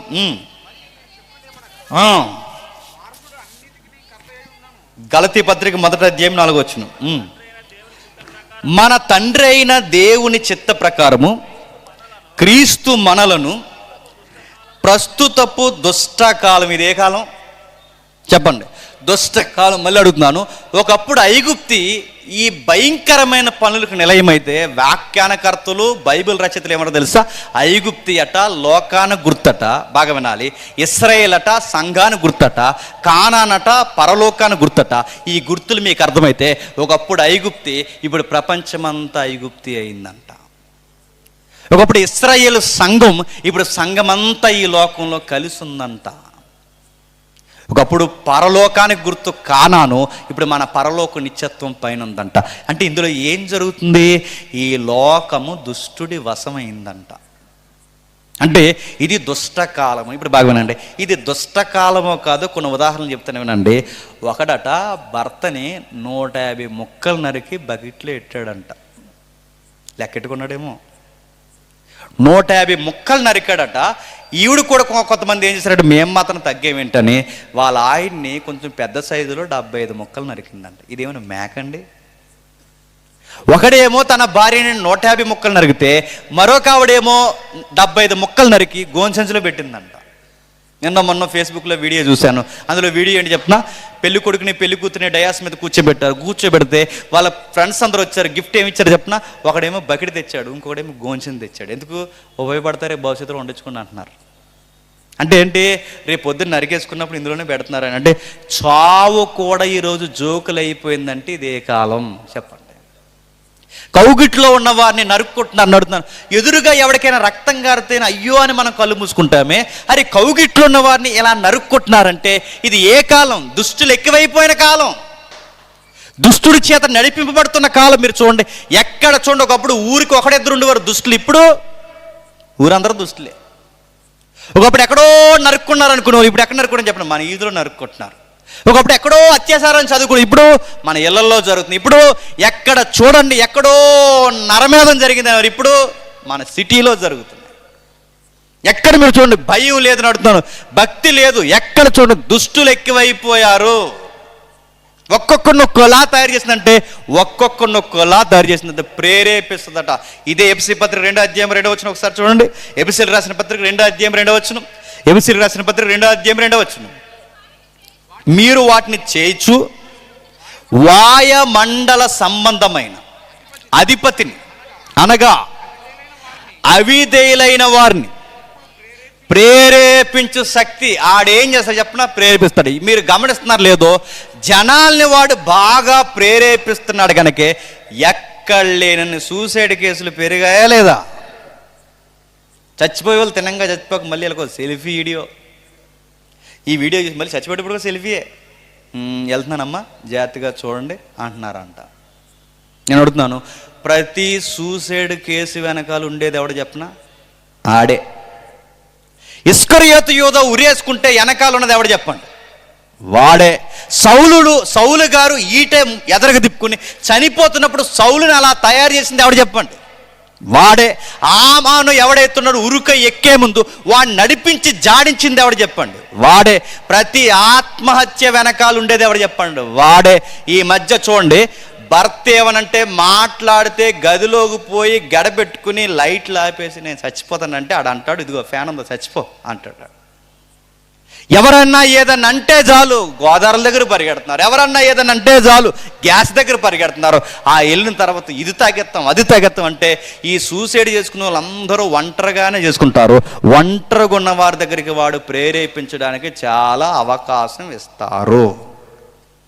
మీరు ఎప్పుడైనా సూసైడ్ చేసుకున్న వాళ్ళ దగ్గరికి వెళ్ళి సావు మధ్యకి వెళ్ళి మళ్ళీ బతుకుతారు చూసారా, వాళ్ళతో 2 మాటలు మాట్లాడండి, ఇలా అడగండి, మరి ఎందుకురా పురుగుల మంది తాగు, అవసరం ఇదంతా అంటే ఆడంటాడు మంచం మీద ఉండి, అదే ఎందుకు తాగని నాకు అర్థమవుతుంది. మాకు అర్థమైంది నువ్వు ఎందుకు తాగవు, ఎందుకురా ఉరేసుకున్నావంటే అదే ఆ టైంలో ఎందుకు అలా చేశాను నేను చెప్పనా, ఆడొచ్చాడు నీ దగ్గరికి. ఎవడు? దుష్టుడు. ఆడు ప్రేరేపిస్తాడు. నీకు అవిధేయత, దేవుడు అంటే భక్తి లేదు, ఏమీ లేదు, అలాంటి వారిని వాడు ప్రేరేపిస్తాడు. ఆడు ప్రేరేపించి ఏం చేస్తాడు తెలుసా? నిన్ను చంపుకునేలా చేస్తాడు. అందుకే చూడండి, చంపుకుంటున్నారు, నరుక్కుంటున్నారు, పోగేసుకుంటున్నారు. ఇప్పుడు ఎలా అయిపోయింది తెలుసా? ఐగుప్తి కన్నా ఘోరం అయిపోయింది లోకం. ఇప్పుడు చెప్పండి, ఐగుప్తి బాగుపడాలంటే దేవతల సంగతి ఎలా తేల్చాలో, ఐగుప్తి బాగుపడాలంటే రాత్రికి దేవుడు మరణదూత ఎలా సంచరించాలో, ఇప్పుడు ఈ ప్రపంచం బాగుపడి నూతన యుగంలో అడుగు పెట్టాలి అంటే మళ్ళీ దేవుడు సంచరించడానికి రాబోతున్నాడంట. ఆ దేవుడు పేరు నజరైయుడైన యేసుడు. ఆయన నేడో రేపో రాబోతున్నాడు. ఈ ప్రపంచం మీద సంచరించడానికి కాదు, తన ఆగమన ప్రకాశము చేత దుష్టుణ్ణి బయటికి లాగడానికి రాబోతున్నాడు. సత్యమును అడ్డగించి ఆ పనికి మాలినోడు ఎవడైతున్నాడో వాడి గొంతు మీద అడిగేసి ఆ శత్రుల్ని పారదోడడానికి రాబోతున్నాడు. ఈ సమాజాన్ని నూతన యుగంగా మార్చడానికి రాబోతున్నాడు. ఆ రాత్రి వచ్చినప్పుడు దేవుడు అన్నాడు, ఐగుప్తీయులున్న దేవతలు మొక్కుతున్న ప్రతి కుటుంబంలో ఒక శవాన్ని లేపుతానన్నాడు. ఐగుప్తీయులున్న కుటుంబంలోనే కాదు, ఇశ్రాయేలీలైన మీ కుటుంబంలో కూడా ఒక శవాన్ని లేపుతాను. కాకపోతే అబ్రహాము, ఇస్సాకు, యాకోబులకి మాటిచ్చాను గనక నా నామం అవమానం పొందకుండా మిమ్మల్ని కాపాడాలనుకుంటున్నాను కనుక మీకు ఒక రాయితీ ఇస్తున్నాను. ఆ రాయితీ ఏంటంటే గొర్రె పిల్లని తెచ్చి 10వ తారీఖున తెచ్చుకుని 14వ తారీఖు సాయంకాలం ముందు దాన్ని బలేసి దాని రక్తాన్ని పూచి దాని వెనకాలకి వెళ్ళి దాని మాంసాన్ని తింటే బతుకుతారు, లేదా ఐగుప్తిలో చచ్చినట్టే మీ పిల్లల తొలి సంతానం కూడా చస్తుంది. ఇదంతా ఎక్కడ ఉంటుందంటే మీరు ఇంటికి వెళ్ళిన చదవండి, యెహెజ్కేలు 20వ అధ్యాయంలో ఉంటుంది. అంటే వీళ్ళు అక్కడ ఏదైతే చేస్తారో ఇదే వీళ్ళు కూడా అదే చేస్తారంటే ఐగుప్తీలు చేసిన పనులే ఇశ్రాయేలు కూడా చేశారు. సేమ్ మనం అదే చేస్తున్నాం, చేయట్లేదా? ఐగుప్తులు ఉన్నప్పుడు ఇశ్రాయేలు దేవుణ్ణి నమ్మేసేవారట, దేవతల్ని నమ్మేవారట, దేవుణ్ణి ఆరాధించేవారట, హేయ కృత్యములు చేసి ఆ పనులు కూడా చేసేవారట. మనం కూడా అంతే, ఇటు దేవుణ్ణి నమ్ముతాం, బయట మూఢనమ్మకాలను నమ్ముతాం. రెండవ రాకల్లో ఎవరికి ప్రమాదం చెప్పినా అటు ఇటుగుండే బ్యాచ్ ఎవరైతే ఉన్నారో వాళ్ళకి ప్రమాదం. ఈ మాట అడుగుతాను, ఏమనుకోకండి. ఇప్పుడే నిలబెట్టి మీ మెడలు మొలలు చెక్ చేస్తే అందరికీ లైసెన్సులు ఉంటాయి. లైసెన్సులు తాయితులు ఉండవు. చాలామంది కూడా అడుగుతున్నాను, నువ్వు దేవుణ్ణి నమ్ముతావు, ప్రేయర్ చేసుకుని మళ్ళీ ఇవే నమ్మకాలు? నేను అడుగుతున్నాను, వాస్తు చూడకుండా మూలాలు చూడకుండా ఇల్లు కట్టుకునే వాళ్ళు మనలో ఉన్న వాళ్ళు ధైర్యంగా చేయొద్దండి. డౌటే. పాస్టర్ గారు చర్చి కట్టడానికే ముహూర్తం పెట్టడానికి వెళ్ళాడు ఒక పాస్టర్ గారు. ఇంకేమనాలండి ఆయన్ని? ఓ పెద్దమ్మ అందట, ఇదిగో పాస్టర్ గారు రేపు 11:30కే మా ఇంట్లో కార్యక్రమానికి వచ్చేయండి అందంట. పాస్టర్ గారు అన్నారట, కొంచెం ట్రాఫిక్ జామ్ అది ఉంటుంది, కొంచెం లేట్ అవుద్దామంటే నహీ జిందగీ 11:30కి వచ్చేయండి అందంట. అంటే చెప్పిందంట, ఎందుకు 11:30 రావాలమ్మని అడిగితే ఏమి లేదండి బేపనాయన ముహూర్తం 11:30కి ఎట్టాడని పాస్టర్ గారికే చెప్పిందంట. పిల్లడానికి ఆవిడకి సిగ్గులేదు చెప్పండి, నెక్స్ట్ నన్ను అడగండి. నేను అడుగుతాను, ఇంత దారుణం అంటే అరే ఇటు ప్రార్థన నమ్మి ఇటు దేవుడిని నమ్మి ఇవే పనులు. నేను చాలా దిక్కుని చెప్పిన ఈ వర్తమానం మీకు కూడా చెప్తాను వినండి. చాలామంది మనం చూడండి, మనం హౌస్ ఓపెనింగ్ చేసుకున్నప్పుడు బయట వాళ్ళు చేస్తున్న పనులు మనం చేయట్లేదా? వాళ్ళ నమ్మకాలు వాళ్ళ ఫిలాసఫీలు వేరు. వాళ్ళ దేవుడిని నమ్ముకున్నప్పుడు వాళ్ళకు జీవుని తెచ్చి ఆ జీవుని 4 వైపులకి తిప్పి అక్కడ ఇక్కడ తిప్పి అది అలా లోపల తిరిగితే వాళ్ళకి మంచి, అది వాళ్ళ నమ్మకం. మనోళ్ళు ఏం చేస్తున్నారు చెప్పిన, వాళ్ళేమో ఆవుని తిప్పారు, మనోళ్ళు పాస్టర్ గారిని తిప్పుతున్నారు. ఎందులో నడుతున్నాను ఎప్పుడు చూడండి. ఈ కల్చర్ ఎలా వచ్చింది? ఈ ప్రాక్టీస్లు ఎక్కడివి? ఈ 4 మూలకి ఎందుకు తిరుగుతున్నారు? కిచెన్లో తిరుగుతున్నారు, బెడ్రూమ్లో తిరుగుతున్నారు, బాత్రూంలో కూడా తిరుగుతున్నారు. ఈ మధ్య వాళ్ళు 4 దిక్కులకి ఎందుకు తిరుగుతారంటే వాళ్ళకి ఈ సైన్యం ఆ సైన్యం 4 దేవతలు వాటిని శాంతింపజేయడానికి ఆ జీవుని తెచ్చి తిప్పుతారు. అదే వాళ్ళ నమ్మకం. నడుతున్నాను ఈ ప్రాక్టీస్ మనోళ్ళు అంటే దేవుణ్ణే నమ్ముతున్నాం అన్నాం కానీ చేసే పనులన్నీ అక్కడే చెప్పండి. ఇశ్రాయేలుకి ఎలాగే చేశారట, ఇశ్రాయేలు అలా చేసినందుకు వాళ్ళనే చంపుతానన్నాడు. ఇవే పనులు చేస్తే రెండవ రాకల్లో భాగమేనండి. దేవుడికి చేసి బయటి కార్యక్రమాలు బయట చేస్తే మనల్ని కూడా తీసేస్తాం. మరి ఎలా మేము బతకాలంటే ఇశ్రాయేలీలు ఏం చేశారో చెప్పండి, బతకడానికి మనం కూడా అదే చేయాలి. ఏం చేశారో గొర్రెపిల్లని తెచ్చుకున్నారు చెప్పండి, దాని రక్తాన్ని పూసారు, ఆ వెనక్కి వెళ్ళి దాని మాంసాన్ని తిన్నారు. సేమ్ మన కుటుంబాలతో మనం అది చేయాలి. ఇప్పుడు నేను అడుగుతున్నాను, మమ్మల్ని ఏం చేయమంటావు అన్నా అని మీరు అడిగితే పస్కా చేయమని అంటలేదు. పస్కా కన్నా గొప్పది ఒకటి మనం చేస్తున్నాం, చెయ్యాలి. ఏం చేయమంటారంటే వారు ఆ గొర్రెపిల్ల రక్తంలో ములిగారు, మాంసంలో చేతులు ముంచారు, బతికేశారు. నువ్వు నేను ఏం చేయాలి తెలుసా? ఇదిగో మనకు కూడా గొర్రె పిల్ల ఉందట, అది బాప్టిజం ఇచ్చి యోహాను అన్నాడు, ఇదిగో లోక పాపమును మోసుకొని పోవు దేవుని గొర్రె పిల్ల. ఇప్పుడు ఈ గొర్రె పిల్లని మనం భుజించాలి. ఇప్పుడు ఈ గొర్రె పిల్ల రక్తాన్ని మనం స్వీకరించాలి. ఈ గొర్రె పిల్ల రక్తాన్ని, ఈ గొర్రె పిల్ల యొక్క మాంసాన్ని ఎవడైతే భుజిస్తాడో వాడు రెండవ రాకల్లో బతుకుతాడంట. ఐగుప్తిలో జరిగిందే మళ్ళీ జరగబోతుందంటే సేమ్ చరిత్ర మళ్ళీ రిపీట్ అవుతుందట. అదే చరిత్ర మరలా కనబడబోతుందంట. మన దేవుడు నేర్పిస్తున్న గొప్ప పాఠం ఏంటో తెలుసా? మునుపు జరిగిందే చెప్పండి మళ్ళీ జరగబోతుందంట. ఐగుప్తి లోకం ఏమంటుందంటే పాము వలన ప్రపంచం పోద్ది, పొర వలన ప్రపంచం పోద్ది, రాయి వలన ప్రపంచం పోద్ది అంటున్నారు. కాదు, దేవుడు అన్నాడు తన కుమారుడైన దైవం వలన ఈ ప్రపంచం ముగిసిపోద్దంట. ఆయన దేవుడుగా ఆ రోజు ఐగుప్తిలో దేవుడిగా ఎలాగైతే సంచరించాడో ఇప్పుడు మరలా ఈ లోకం మీద దైవం సంచరించడానికి రాబోతుందట. ఆ రోజు ఈ ప్రపంచం ముగిసిపోతుందంట. పోలికలు చెప్పి నేను ముగిస్తాను. ఆ రోజు గొర్రెపిల్ల ఆద్యం మీరు ఇంటికి వెళ్ళిన తర్వాత చదవండి. ఆ గొర్రెపిల్లను 10వ తారీఖుని తీసుకోవాలి, 14వ తారీఖు సాయంకాలం అందే చంపాలి. ప్రభు అయిన యేసుక్రీస్తు వారు మరణాన్ని కూడా మీరు చూడండి, 9 గంటలకు సిలివేశారు, 12 గంటలకు చీకటి పడింది, 3 గంటలకి సాయంకాలం మంది చనిపోయాడు. మనకు తగిన గొర్రెపిల్ల, నిర్దోషమైన గొర్రెపిల్లని తీసుకోమని చెప్పాడు ఆ రోజు. ఆ పస్కాలో మనకు చూడండి పిలాతు, హేరోదు, అధికారులందరూ కలిసి అన్నారు ఈయన యందు ఏ దోషం మాకు చెప్పండి, నిర్దోషమైన గొర్రెపిల్ల. ఆ రోజు పస్కా బలి పశు ఎముక ఎరగొద్దన్నారు. అందుకే ప్రభు అయిన యేసుక్రీస్తు వారు కుడివైపు దొంగ కాళ్ళు ఎరగొట్టారు, ఎడవైపు దొంగ కాళ్ళు ఎరగొట్టారు. కానీ ఎవరి ఎముక ఎరగలేదు, ఎరగకూడదు, ఎరగొట్టలేకపోయారు. చెప్పండి. ప్రభు అయిన యేసు ఎందుకంటే ఈ నిర్దోషమైన పస్కా గొర్రె పిల్ల. అందుకే చూడండి, ఈ గొర్రె పిల్ల మన చేతులు ఉంచాలి. ఇప్పుడు నేను ముగించమని చెప్తున్నాను. ఇంకా ఎవరైతే బాప్టిజాలు తీసుకోలేదో, ఇంకా ఎవరైతే ప్రభురాత్రి సంస్కరణలో పాల్గొకుండా దూరంగా ఉన్నారో, మీ అందరికీ పెద్ద సంబరం ఉంది, రెడీగా ఉండండి. మేము బెదిరించడానికి నేను ఏం చెప్పలేదు, జరగబోయేది ఇదే. మేధావుల అంచనా ప్రకారం, బైబిల్ పండితుల అంచనా ప్రకారం, మెజారిటీ లెక్కల ప్రకారం జరగాల్సిన ప్రవచనాలన్నీ నెరవేరిపోయాయి. నాకు తెలిసి, మనకు తెలిసి, బైబిల్ పండితుల యొక్క అంచనా ప్రకారం రెండవ రాకడ ఇంచుమించు మన తరంలోనే జరిగిపోయే అవకాశం ఎక్కువగా ఉందట. ఇంకా నేను బాప్టిజం తీసుకోలేదంటే నీ సావుకు నువ్వే ఉత్తరవాదిగా రెడీగా ఉంటావు, రాసిపెట్టుకో.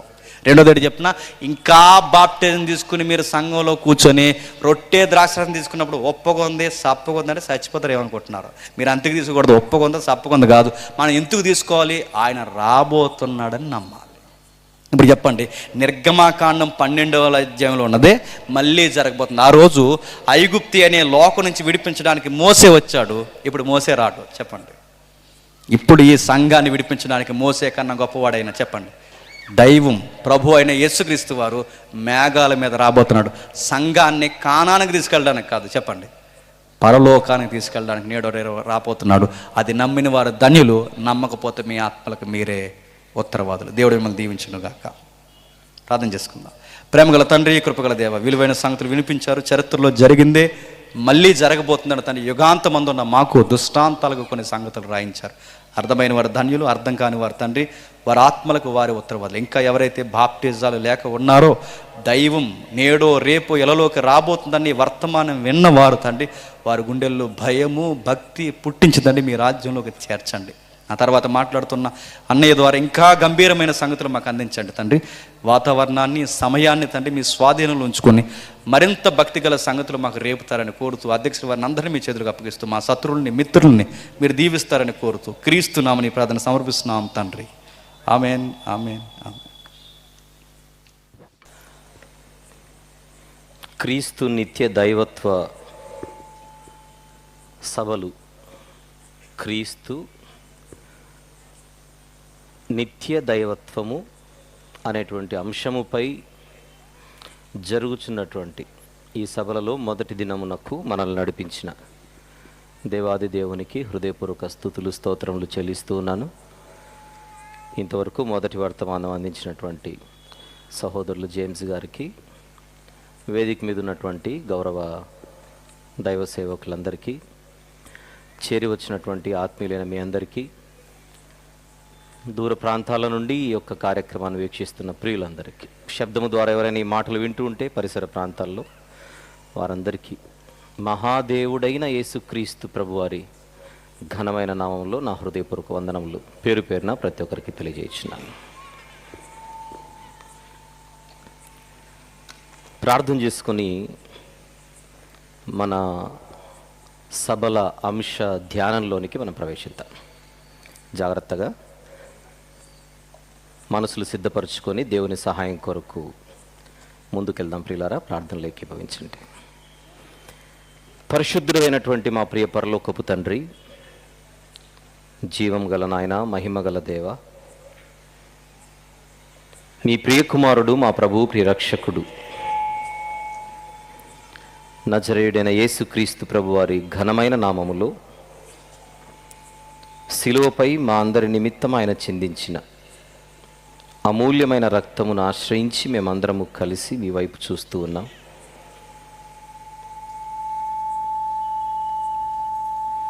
ఏ మాటలైతే మాకు అవసరమో వాటిని మాకు అనుగ్రహించి మా అందరి మనోనేత్రములను మరింత వెలిగింపచేయమని వేడుకొనుచు, ఇందు నిమిత్తం మీ ఆత్మ సహాయమును సమృద్ధిగా మాకు ప్రసాదించమని యేసు ప్రభు వారి పవిత్రమైన నామములోనే ప్రార్థనా మనవులు మీకే సమర్పించుచున్నాము తండ్రి. ఆమేన్. మైక్ ఏమైనా మార్చనా?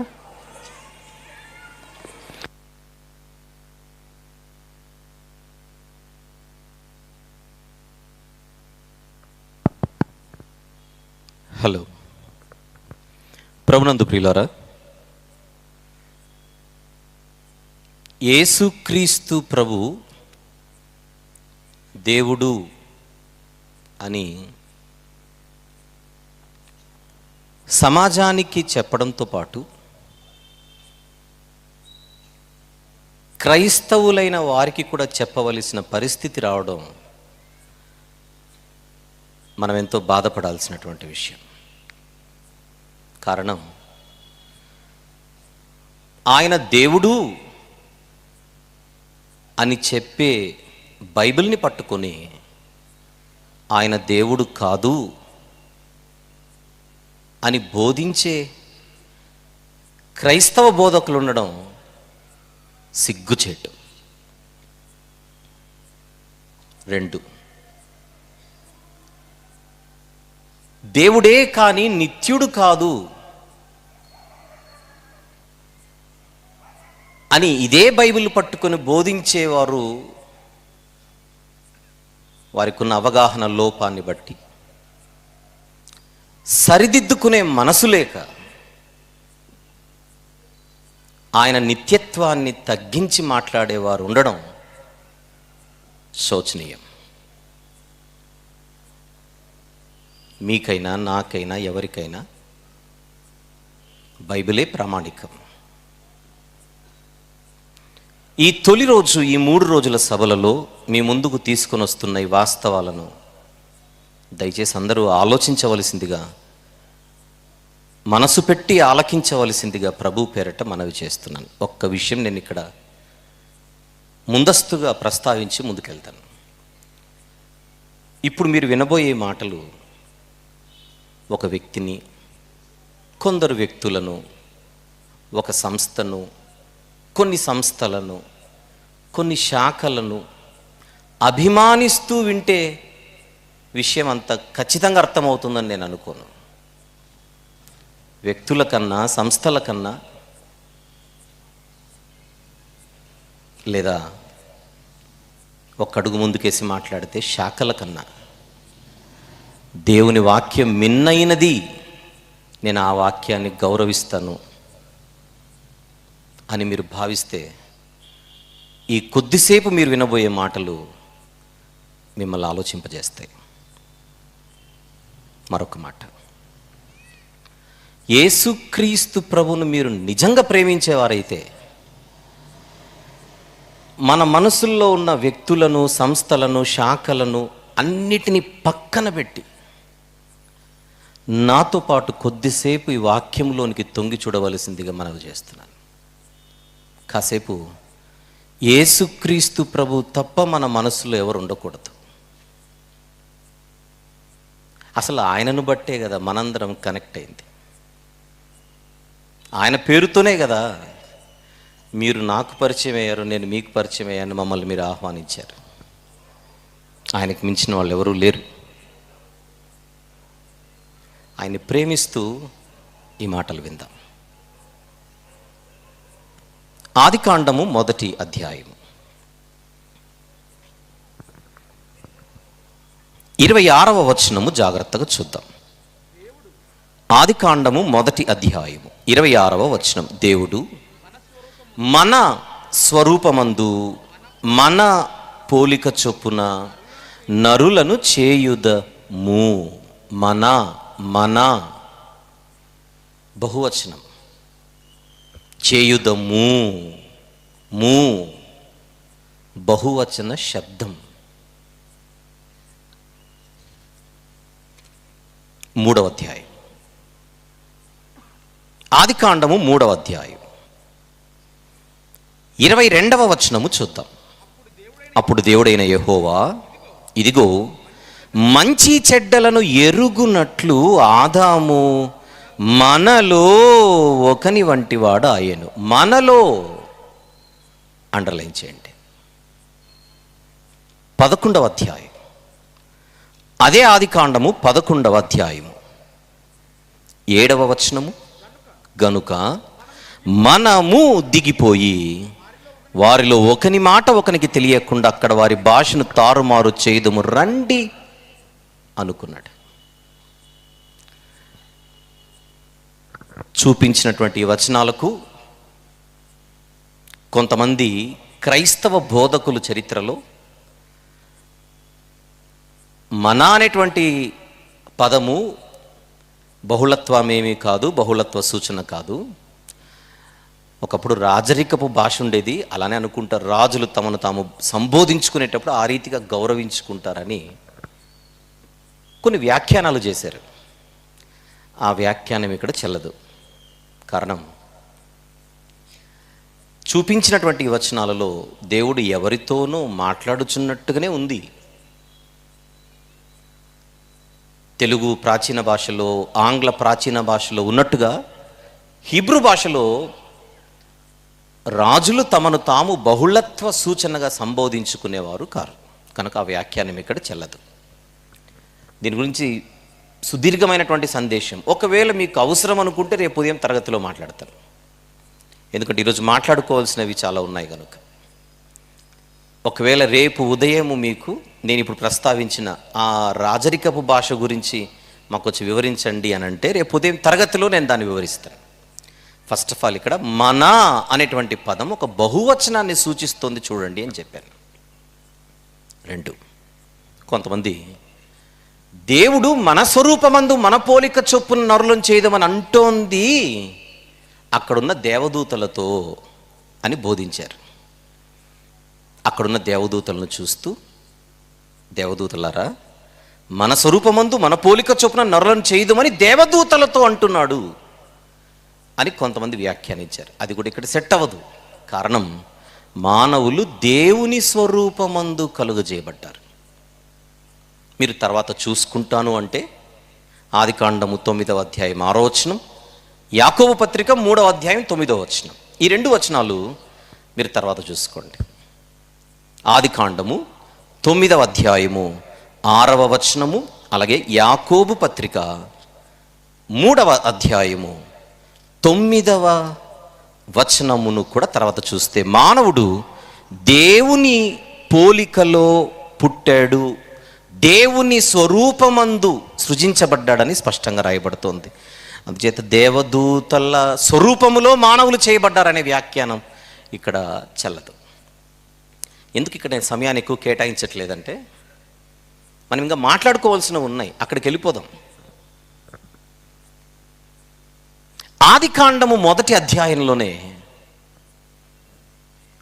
ఒక బహుళత్వ సూచన మనకు కనబడుతోంది. మన యెషయా గ్రంథం 6వ అధ్యాయం,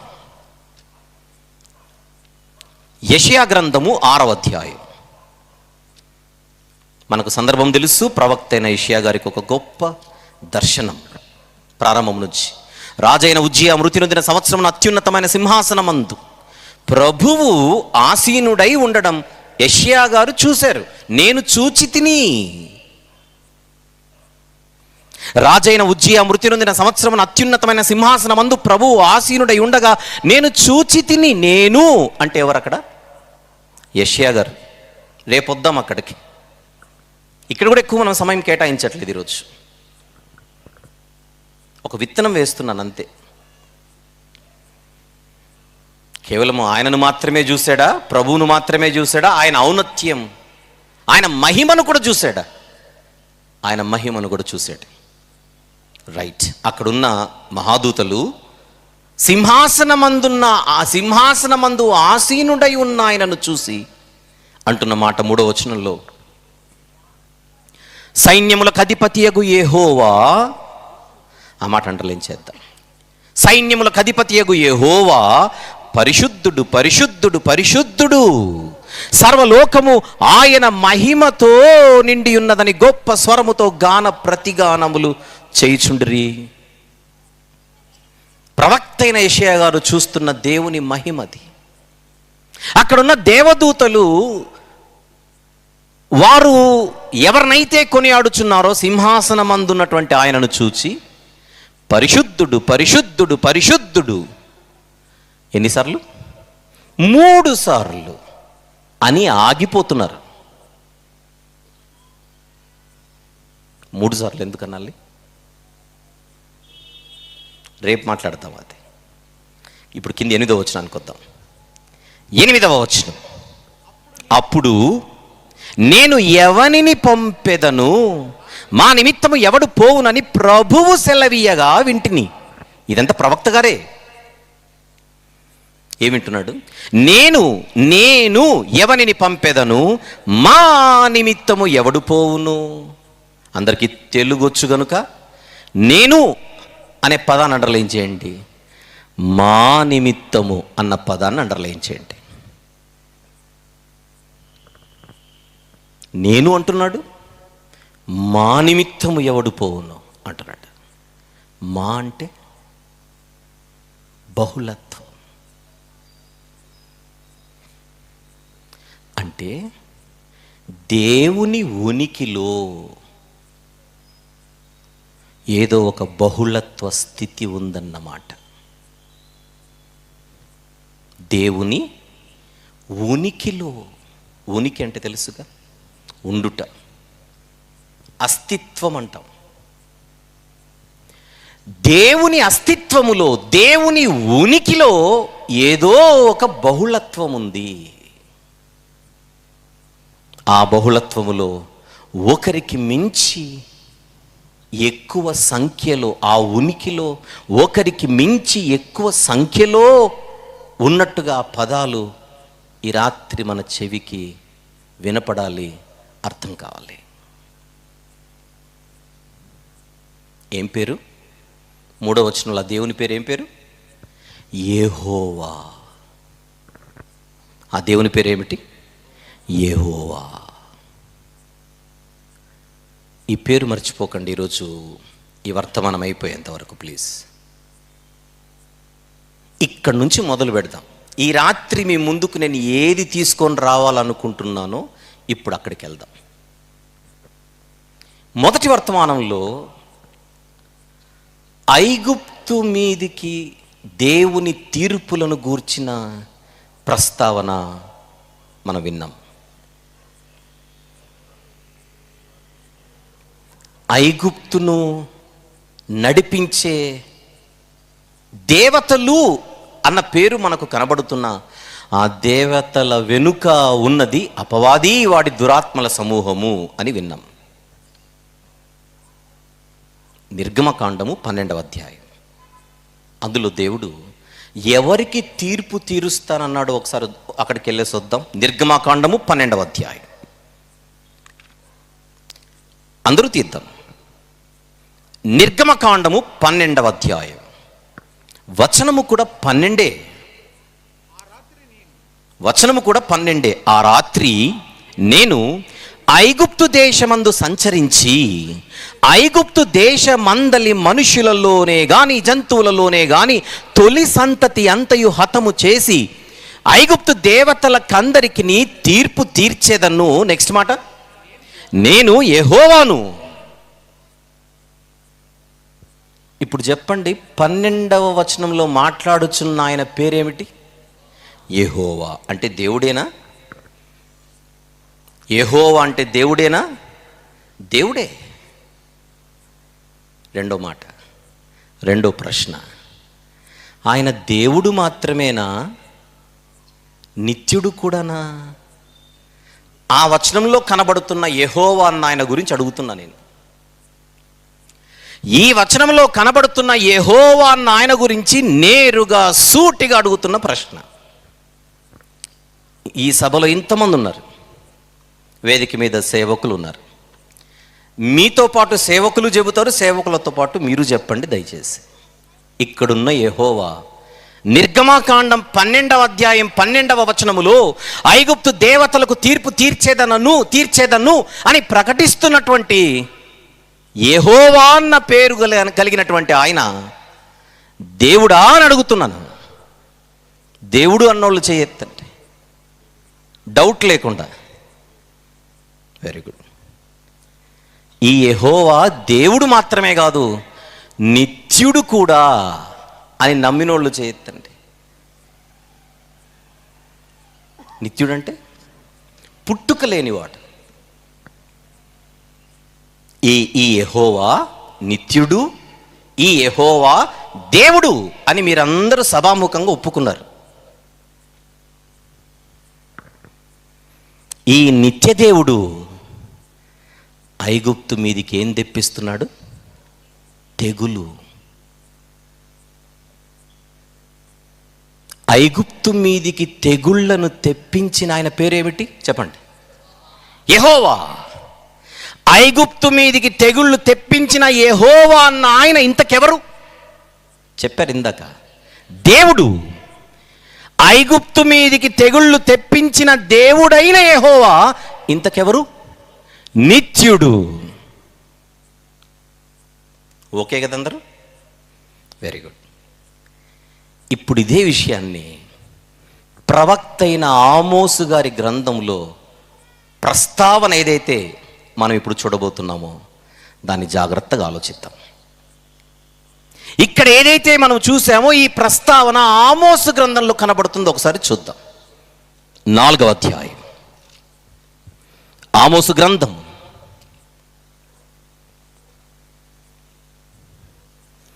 4వ అధ్యాయం ఒకసారి 10వ వచనము జాగ్రత్తగా చూద్దాం. 10వ వచనము జాగ్రత్తగా చూద్దాం. మరియు నేను ఐగుప్తీయుల మీదికి తెగుళ్ళు పంపించినట్లు మరియు నేను ఐగుప్తీయుల మీదికి తెగుళ్ళు పంపించినట్లు. ఆగుదాం. ఐగుప్తు మీదికి తెగుళ్ళు పంపింది ఎవరు? నిర్గమాకాండం 12లో, పోనీ నిర్గమాకాండం అనే పుస్తకంలో యెహోవా. ఏ యెహోవా? ఆయనకున్నటువంటి, ఆయన ఎవరు అని అడిగితే ఏమని మాట్లాడుకున్నాం ఇందాక? దేవుడు. ఏ దేవుడు? నిత్య దేవుడు. ఆ నిత్య దేవుడు మాట్లాడుచున్నాడు. మరియు నేను ఐగుప్తీయుల మీదికి తెగుళ్ళు పంపించినట్లు మీ మీదికి తెగుళ్ళు పంపించితిని. మీ దండుపేటలో పుట్టిన దుర్గంధము మీ నాసికా రంధ్రములకు ఎక్కునంతగా మీ యవ్వనులను ఖడ్గము చేత హతము చేయించి మీ గుర్రములను కొల్లపెట్టించి తిని, అయినను మీరు నా తట్టు తిరిగిన వారు కారు. ఇదే యెహోవా వాక్కు. నిర్గమాకాండములో కనిపించే, నిర్గమాకాండంలో మనం చదువుకొని వచ్చిన యెహోవా, ఆమోసు గ్రంథం 4:10లో మనము చూస్తున్న యెహోవా ఒక్కరేనా? వేరువేరా? ఆయన వేరే యెహోవా, ఈయన వేరే యెహోవానా? ఒకరేనా? Very good. ఐగుప్తు మీదికి తెగుళ్ళు పంపించింది నేనే అని చెబుతున్న ఈ యెహోవా అనే దేవుడు, ఆమోసు గ్రంథం 4:10, ఆ యెహోవా అనే దేవుడు కింద 11వ వచనంలో మరొక దేవుని గురించి మాట్లాడుచున్నాడు. చూడండి, బాగా చూడాలి అందరూ జాగ్రత్తగా. 11వ వచనం, దేవుడు సొదొమ గొమొర్రాలను బోర్ల దోసి నాశనము చేసినట్లు నేను మీలో కొందరిని నాశనము చెయ్యగా. ఆగుదాం. మీ అందరికీ తెలుగు వచ్చుగా? నేను తెలుగు బైబిలే కదా చూపించేది. 10వ వచనములో మాట్లాడినటువంటి యెహోవా అన్న ఆయన, ఐగుప్తు మీదికి తెగుళ్ళు పంపింది నేనే అని ప్రకటించుకుంటున్నటువంటి ఆయన, ఐగుప్తు దేవతలకు తీర్పు తీర్చేదనని నిర్గమాకాండం 12వ అధ్యాయంలో ప్రకటించిన యెహోవా అన్న ఆయన, దేవుడు, నిత్యుడు అని మనం మాట్లాడుకుంటున్నటువంటి ఆయన 11వ వచనంలో ఆ యెహోవా అనే నిత్య దేవుడు మాట్లాడుచున్న మరొక దేవుడెవరు? తెలుగే. చూడండి, దేవుడు సొదొమ గొమొర్రాలను బోర్ల దోసి నాశనము చేసినట్లు నేను మీలో కొందరిని నాశనము చెయ్యగా మీరు మంటలో నుండి తీయబడిన కొరువులైనట్టు తప్పించుకుంటురి, అయినను మీరు నా తట్టు తిరిగిన వారు కారు. ఇదే యెహోవా వాక్కు. ఒక్క అర నిమిషం అంటే 30 సెకండ్లు టైం ఇవ్వమంటే ఇస్తాను అందరికీ. ఆ 10వ వచనం 11వ వచనం 2 వచనాలు చదివి మీకు ఇద్దరు కనపడుతున్నారా లేదా చెప్పండి. చూడండి బైబిల్స్, మీ బైబిల్స్లో 10-11 వచనాలలో ఇద్దరు ఉన్నారా లేదా అని అడుగుతున్నాను. మీకు కనబడకపోతే ఈ రాత్రంతా టైం తీసుకొని రేపు ఉదయం పగటి వేళ తరగతికి వచ్చి మాకు ఇద్దరు కనబడట్లేదని చెప్పండి, అప్పుడు మాట్లాడుకుందాం.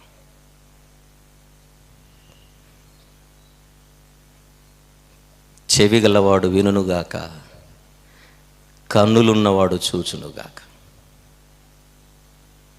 మన స్వరూపమందు మన పోలిక చొప్పున బహుళత్వం, మనలో ఒకని వంటి వాడాయను బహుళత్వం. మనము దిగిపోయి బహుళత్వం. మా నిమిత్తము ఎవడు పోవును, యెషయా గ్రంథంలో బహుళత్వం. ఆ బహుళత్వములో మనకిప్పుడు ఇక్కడ ఇద్దరు కనపడుతున్నారు. ఎస్ ఆర్ నో చెప్పండి. మీకు ఇద్దరు కనపడుతున్నారా? ఒక ఆయన పేరు యెహోవా, మరొక ఆయన పేరు మిఖాయేలేమో, ప్రధాన దూత. ఒక ఆయన పేరు యెహోవా, మరొక ఆయన పేరు గబ్రియేలేమో. ఏమని అనిపిస్తుంది అలా? ఒక ఆయన పేరు యెహోవా, మరొక ఆయన పేరు యెషయా ఏమో, ఆమోసేమో.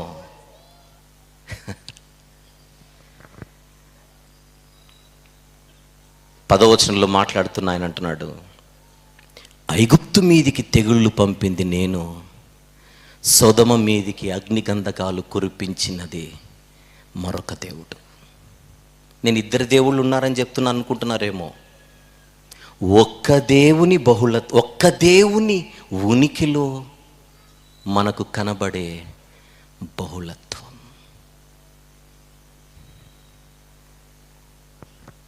ఇక్కడ సొదొమ గొమొర్రా అనే పదాలు వచ్చాయి కనుక, సొదొమ గొమొర్రా అనే ప్రస్తావన వచ్చింది కనుక ఒక్కసారి మనకు బాగా తెలిసిన ఆదికాండం 19కి వెళ్ళేసి వద్దాం. ఆదికాండము 19వ అధ్యాయం, తెలుగే.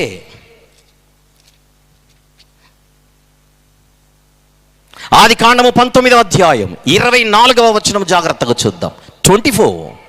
అప్పుడు యెహోవా, అది అండర్లైన్ చేసి 1 అనే సంఖ్య రాయండి అక్కడ.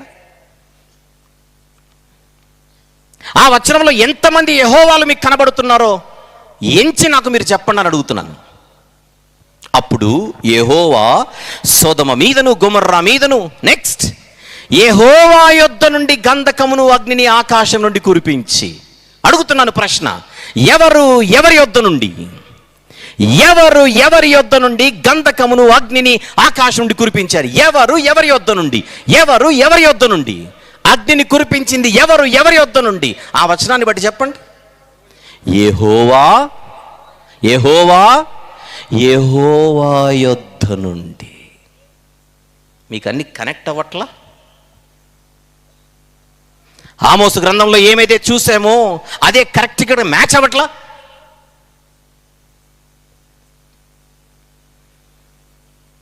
నేను అడుగుతున్నాను,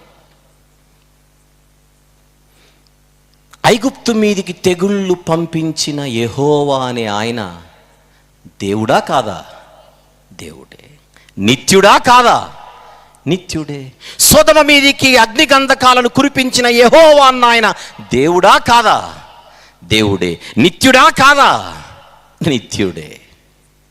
మనకు బాగా అవగాహన ఉంది, ఆ ఇద్దరిలో ఒక యెహోవా తండ్రి అయిన దేవుడని. మనకు ఊహ తెలిసినప్పటి నుంచి ఈ నాలెడ్జ్ మనకుంది, అంతేనా? ఒక యెహోవా తండ్రి అయిన దేవుడని మనకు క్లియర్. మరి మరొక యెహోవా ఎవరు? మరొక యెహోవా ఎవరు?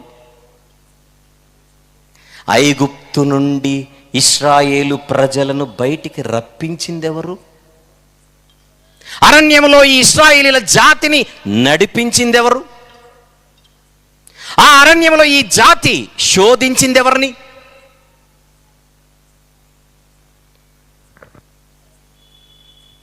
వద్దాం నిర్గమకాండం. ఇవన్నీ మీరు ఆలోచించాలి దయచేసి.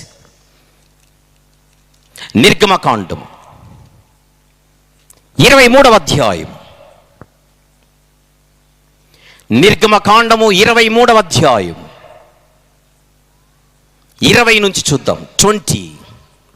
ఇదిగో త్రోవలో నిన్ను కాపాడి నేను సిద్ధపరిచిన చోటుకు నిన్ను రప్పించుటకు ఒక దూతను నీకు ముందుగా పంపుచున్నాను.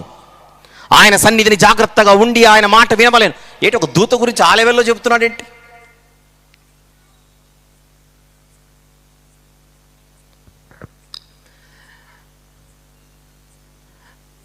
సంఘము చేత పంపబడిన వారిని కూడా సంఘపు దూతలు అని అంటారు బైబిల్లో. ప్రవక్తలను కూడా దేవుని దూతలు అంటోంది బైబిల్. తర్వాత మీరు చూడండి దినవృత్తాంతంలో 2వ గ్రంథం 36వ అధ్యాయం 15-16 వచనాలు. దేవుని యాజకులు కూడా దేవునికి దూతలు అని చెబుతోంది బైబిల్. మలాకీ గ్రంథం 2వ అధ్యాయం 7వ వచనంలో పరలోకంలో ఉన్న వారిని కూడా దూతలు అంటోంది బైబిల్. వీటన్నిటితో పాటు బైబిల్లో ఒక ఆయన దూత పాత్ర పోషిస్తూ ఉంటాడు. దూత అంటే వార్తను తీసుకొని వచ్చి ప్రజలతో షేర్ చేసుకునేవాడు. అబ్రహాము, ఇస్సాకు, యాకోబులతో సంభాషించిన ఒక ఆయన బైబిల్లో కనబడతాడు మనకు. ఇక్కడ దూత అని వచ్చింది కనుక మీరు వెంటనే దూత అంటే గబ్రియేలో మిఖాయేలు అనుకోకుండా ఒక చిన్న క్లారిటీ ఆది కాండంలో చూపించి ఇక్కడికి వచ్చేస్తాను. ఆది కాండం నిర్గమ 23 దయచేసి క్లోజ్ చేయకండి. ఆది కాండం 48వ అధ్యాయం 15-16 వచనములు చూద్దాం. యాకోబు గారు యోసేపు గారితో మాట్లాడుచున్న సందర్భం. ఆది కాండం 48, 15-16 వచనములు. అతడు యోసేపును దీవించి, నా పితరులైన అబ్రహాము, ఇస్సాకులు ఎవని ఎదుట నడుచుచుండిరో ఆ దేవుడు. ఎవరు? ఆ దేవుడు. దేవుడు దేవుడు అండర్లైన్ చేద్దాం. దేవుడు. నేను పుట్టినది మొదలుకొని నేటి వరకు ఎవడు నన్ను పోషించేనో ఆ దేవుడు అనగా సమస్తమైన కీడులలో నుండి నన్ను తప్పించిన దూత. దేవుడా దూతనా? దూతగా వచ్చిన దేవుడు. ఆ దూత ఈ పిల్లలను ఆశీర్వదించునుగాక. దూత పిల్లలను ఆశీర్వదించడం ఏమిటి? ఎవరైనా మనం పక్కన వాళ్ళని ఆశీర్వదించేటప్పుడు మే గాడ్ బ్లెస్ యూ అంటామా, మే ఏంజల్ బ్లెస్ యూ అంటామా? దేవుడే మిమ్మల్ని దీవించాలి అంటే ఆది కాండం నుండి ప్రకటన గ్రంథం వరకు దూతల పేరుతో ఎందరు కనబడుచున్నా ఈ దూత స్పెషల్. సంఘము చేత పంపబడే సేవకుల జాబితాలోనికి వచ్చే దూత కాదీనా. ప్రవక్తలు దూతలుగా పిలువబడినటువంటి ప్రవక్తల జాబితాలో వచ్చేవాడు కాదాయన. పరలోకములో ఉండేటువంటి దేవదూతలు, కోటాను కోట్ల దేవదూతలు ఎవరైతే ఉన్నారో ఆ దూతల లాంటి వాడు కాదాయన. ఆయన దూత అనే ఒక రోల్, పాత్ర పోషిస్తున్నాడు. మీకు ఇంకొంచెం క్లారిటీ రావడానికి మలాకీ గ్రంథము 3వ అధ్యాయం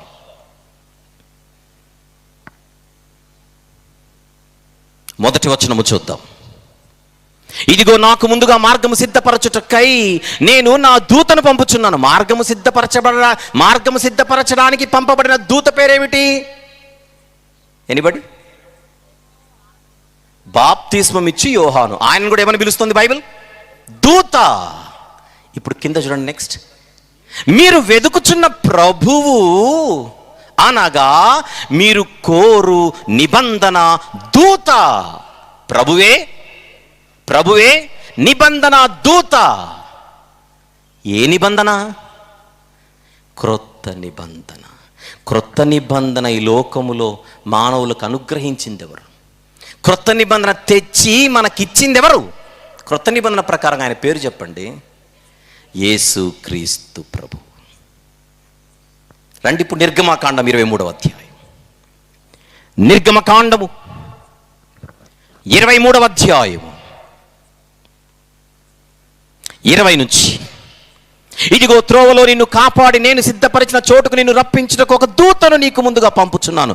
ఆయన సన్నిధిని జాగ్రత్తగా ఉండి ఆయన మాట వినవలేను. గబ్రియేలు మాటనా, మిఖాయేలు మాటనా? ఎవరి దూత?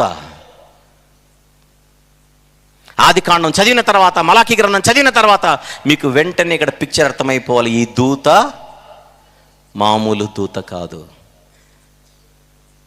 ప్రభువైన యేసుక్రీస్తు వారు. అది నేను క్రొత్త నిబంధనలో కూడా నిరూపించి తర్వాత ఇక్కడికి వస్తానులేండి. జాగ్రత్తగా ఫస్ట్ ఫిక్స్ అయిపోండి. ఆయన సన్నిధిని జాగ్రత్తగా ఉండి ఆయన మాట వినవలెను. ఆయన కోపము రేపవద్దు, మీ అతిక్రమములను ఆయన పరిహరింపడు. నా నామము ఆయనకున్నది, నా నామము ఆయనకున్నది. ఎవరి నామం ఎవరికుంది? మాట్లాడుచున్న ఆయన నామము ఈయనకుంది. ఇంతకు మాట్లాడుచున్న ఆయన పేరు ఏమిటి? యెహోవా. ఆ పేరు ఎవరికి కూడా ఉంది? యేసుక్రీస్తు ప్రభుకు కూడా ఉంది.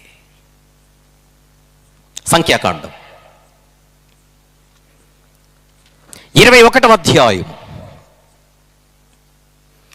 సంఖ్యాకాండము 21వ అధ్యాయం. మీరు రాసుకుంటుంటే 4 నుంచి 7 వచనములు దయచేసి రాసుకోండి. కానీ నేను 5వ వచనం చదువుతున్నాను. కాగా ప్రజలు దేవునికి మోషేకును విరోధముగా మాట్లాడి ఈ అరణ్యంలో చచ్చుటకు. ఎవరెవరికి విరోధముగా? 5వ వచనం. ఎవరెవరికి విరోధముగా? దేవునికి మోషేకు. దేవుడు అనే పదం అండర్లైన్ చేద్దాం. దేవునికి మోషేకును విరోధముగా మాట్లాడి ఈ అరణ్యంలో చచ్చుటకు ఐగుప్తులో నుండి మీరు మమ్మును ఎందుకు రప్పించితిరి? ఇక్కడ ఆహారము లేదు, నీళ్లు లేవు, చవిసారములు లేని అన్నము మాకు అసహ్యమైనదనిది. అందుకు యెహోవా, అండర్లైన్ చేయండి అన్నమాట. అందుకు యెహోవా ప్రజలలోనికి తాపకరములైన సర్పములను పంపెను. అవి ప్రజలను కరువగా ఇశ్రాయేలీలలో అనేకులు చనిపోయారు. జాగ్రత్తగా విందాం ఈ మాట. సంఖ్యాకాండం 21వ అధ్యాయం 6వ వచనములో అందుకు యెహోవా ప్రజలలోనికి తాపకరములైన సర్పములను పంపెను. సర్పాలను పంపింది ఎవరు? పేరు. సర్పాలను పంపిన ఆయన పేరేమిటి ఇక్కడ? యెహోవా. అది అలానే మైండ్లో పెట్టుకొని కొరింథీయులకు రాసిన మొదటి పత్రిక 10వ అధ్యాయానికి వద్దాం. కొరింథీయులకు రాసిన మొదటి పత్రిక 10వ అధ్యాయం.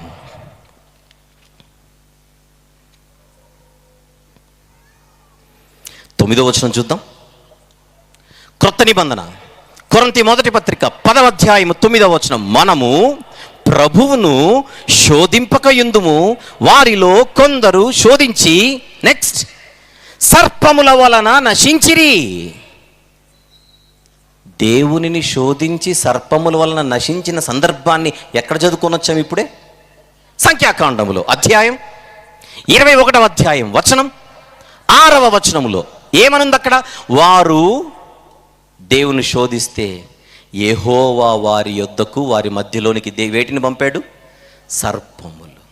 వాళ్ళు శోధించింది ఎవరిని? సంఖ్యాకాండంలో. వారు శోధించిన ఆయన పేరు ఏమిటి సంఖ్యాకాండంలో? అందరు చెప్పాలి ప్లీజ్.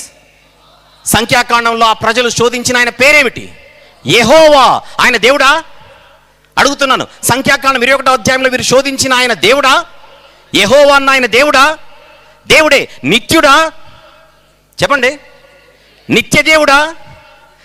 నిత్య దేవుడు అనే మాటే మీ మాట అయితే, నిత్య దేవుడు అనేదే మీ నమ్మకం అయితే, ఇప్పుడు ఇక్కడికి రండి. కొరింథీ మొదటి పత్రిక 10:9. మనము ప్రభువును శోధింపకయుందుము అని ప్రభువు అన్న చోట ఫుట్ నోట్లు ఏముందో చెప్పండి. అందరు చూసి చెప్పండి. ఫుట్ నోట్లు ఏముంది? క్రీస్తు. వాళ్ళు శోధించింది ఎవరిని సంఖ్యాకాండంలో?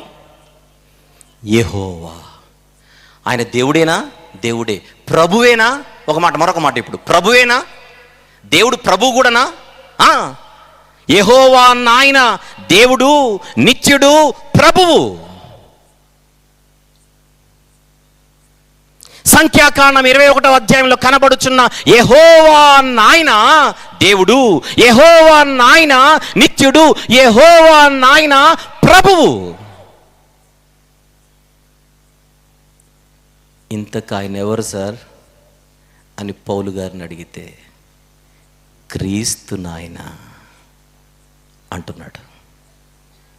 చెవి గలవాడు వినుగాక, కన్నులున్నవాడు చూచునుగాక, హృదయం ఉన్నవాడు గ్రహించునుగాక. నేను బైబిల్ మూస్తున్నా. మీలో ఎంతమందికి మనము నమ్ముకున్న యేసు క్రీస్తు ప్రభు దేవుడు మరియు నిత్యుడు అని బలంగా నమ్మే స్థితి ఉంది? చేయొద్దండి. చెప్పండి, మన క్రీస్తు ఎవరు? దేవుడు. మన క్రీస్తు ఎవరు? నిత్యుడు. నేను మిమ్మల్ని ఏమైనా మాయ చేశానా? ఇంతవరకు భ్రమపరిచానా? వచనం టు వచనం బైబిల్లోనే చూపించానా? తెలుగే. ఎందుకు ఇంత తెలుగు అంటున్నాడంటే, ఆయన తెలుగు బైబిల్ వాడండి, ఇంగ్లీష్ చూపిస్తారంటారు. ఇంగ్లీష్ రేపు చూపిస్తాను.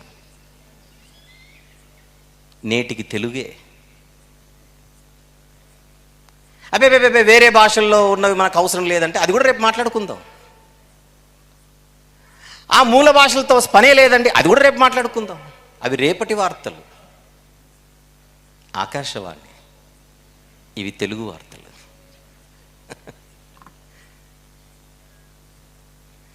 యేసుక్రీస్తు ప్రభు దేవుడు కాదు, యేసుక్రీస్తు ప్రభు నిత్యుడు కాదు అని చెప్పే ఎవరైనా ఈరోజు నేను చూపించిన ఈ వచనాలను, ఈరోజు నేను ఇచ్చిన వివరణను కాదని మీరు దాటి వెళ్ళగలగాలి.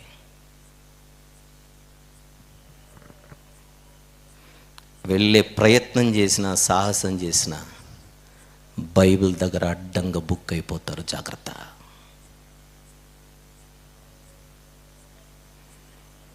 సంఖ్యాకాండం 21లో కనబడే యెహోవా కాదనగలవా నువ్వు దేవుడని?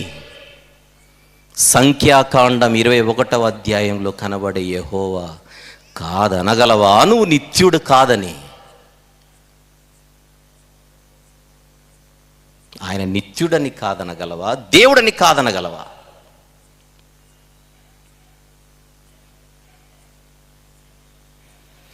ఈ ప్రశ్నలు అప్పుడప్పుడు ఇక్కడికి వచ్చి వేదికల మీద మేము అడిగేసి వెళ్ళిపోతే సరిపోదు. ఇదంతా ఇప్పుడు మీ దగ్గరకు వచ్చింది. ఎవరైనా దేవుడు కాదన్నారు అనుకోండి, ఎవరైనా నిత్యుడు కాదని అనుకోండి, దీని సంగతి ఏంటని అడగండి.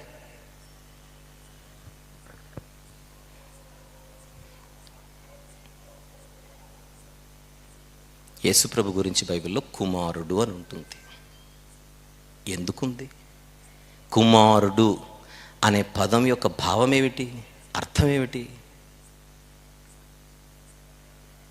ఆ ప్రశ్నలు వేయొద్దు. ఇక్కడ నిత్యుడు అనుండి, అక్కడ యెహోవా అనుండి, అక్కడ దేవుడు అనుండి, మరొక చోట ఒకప్పుడు ఆయన లేడు అని ఉంటుందా?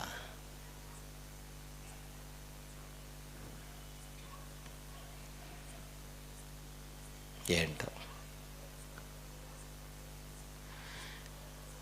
మనము పూజిస్తున్నా, మనము సేవిస్తున్నా, మనము ప్రేమించే మన యేసుక్రీస్తు ప్రభు గుండెల మీద చేసుకొని చెబుదాం దేవుడని, గుండెల మీద చేసుకొని చెబుదాం నిత్యుడని. సందేహము లేకుండా మనకు 3 రోజులే. ఈ 3 రోజుల్లో మనకున్న టైంను బట్టి మనం మాట్లాడుకుంటాం. అదే కొంచెం డోస్ ఎక్కువే ఉంటుంది, అదే ఎక్కువ. ఇంకేమైనా బోనస్ కావాలొస్తే తరగతులకు రండి రేపు పగటి వేళ. ఇవన్నీ మీకు ఇచ్చేది దేనికని అడిగితే, ఎవరో వచ్చి దేవుడు కాదంటే తలలూపడానికి కాదు, ఎవరో వచ్చి నిత్యుడు కాదంటే ఉండొచ్చేమో అనుకోవడానికి కాదు.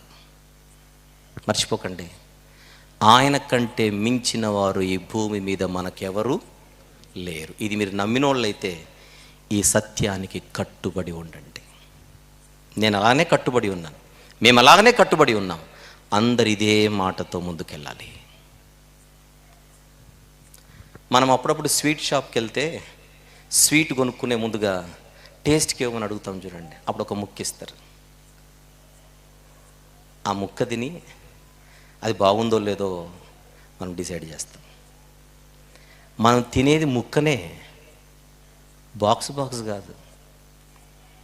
ఈరోజు ఆయన నిత్యత్వముపై, ఆయన దైవత్వంపై మీకు ఇచ్చింది ముక్కే, టేస్ట్కి.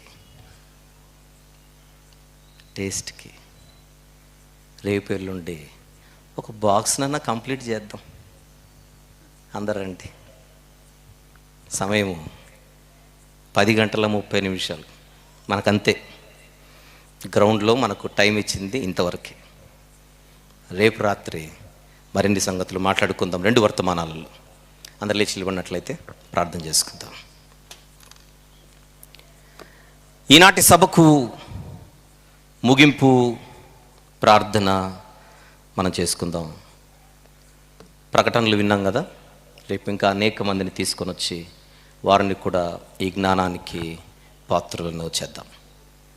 ప్రార్థన. ప్రేమగల తండ్రి, జీవం గల నాయన, పరిశుద్ధుడైనటువంటి గొప్ప దేవ,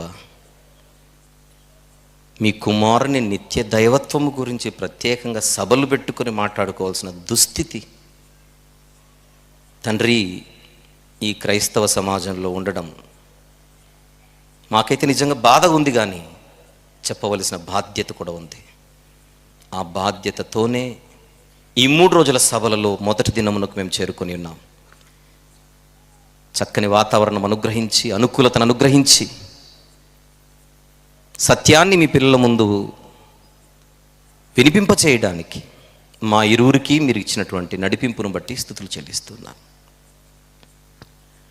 రేపటి పగటి వేళ తరగతులు, రేపు రాత్రి ఎల్లుండి పరిచర్య మీ హస్తాలకు అప్పచెప్పుచు, వినువారు మాత్రముగా ఎవరు ఉండకుండా ఈ మాటలను ఆలోచించే చక్కని మనస్సు అందరికి అనుగ్రహించమని వేడుకొనొచ్చు. ఈ రాత్రి ఎవరి ప్రాంతాలకు, ఎవరి గృహాలకు వారు తిరిగి వెలుచు ఉంటుండగా క్షేమకరమైన తిరుగు ప్రయాణం అందరికి అనుగ్రహించమని, దూర ప్రాంతాల నుంచి వచ్చి విడిది యొద్ద బస చేయుటకు, విశ్రాంతి కొరకు వెలుచు ఉంటున్నటువంటి వారిని దీవించమని, ఈ రాత్రి మీరు ఇచ్చే విశ్రాంతిని పొందుకొని రేపటి దిన పరిచర్య కొరకు మేమందరం సిద్ధపడి వచ్చేటకు సహాయం చేయమని వేడుకొనొచ్చు. కార్యనిర్వాహకుల నిస్వార్థమైనటువంటి ఆలోచనను, మనసును దీవించమని, ప్రత్యక్షంగా పరోక్షంగా ఈ యొక్క సభల పనులలో పాల్గొనుచున్నటువంటి వారందరికీ రావాల్సిన ఈవులు సమృద్ధిగా అనుగ్రహించమని యేసుక్రీస్తు ప్రభువారి అత్యున్నతమైన నామములోనే ప్రార్థన మనవులు మీకే సమర్పించి వేడుకొనుచు పొందుకొనుచున్నాము తండ్రి. ఆమెన్. తండ్రి యొక్కయు, కుమారుని యొక్కయు, పరిశుద్ధాత్మని యొక్కయు ప్రేమ, కృపా సహవాసములు మనతోనూ సార్వత్రిక సంఘమంతటితోనూ సదాకాలము తోడయుండి అత్యున్నతంగా నడిపించునుగాక. Amen, amen, amen. ప్రభు పేరిట అందరికీ వందనాలు. పరలోకపు తండ్రితో ఉండుటకు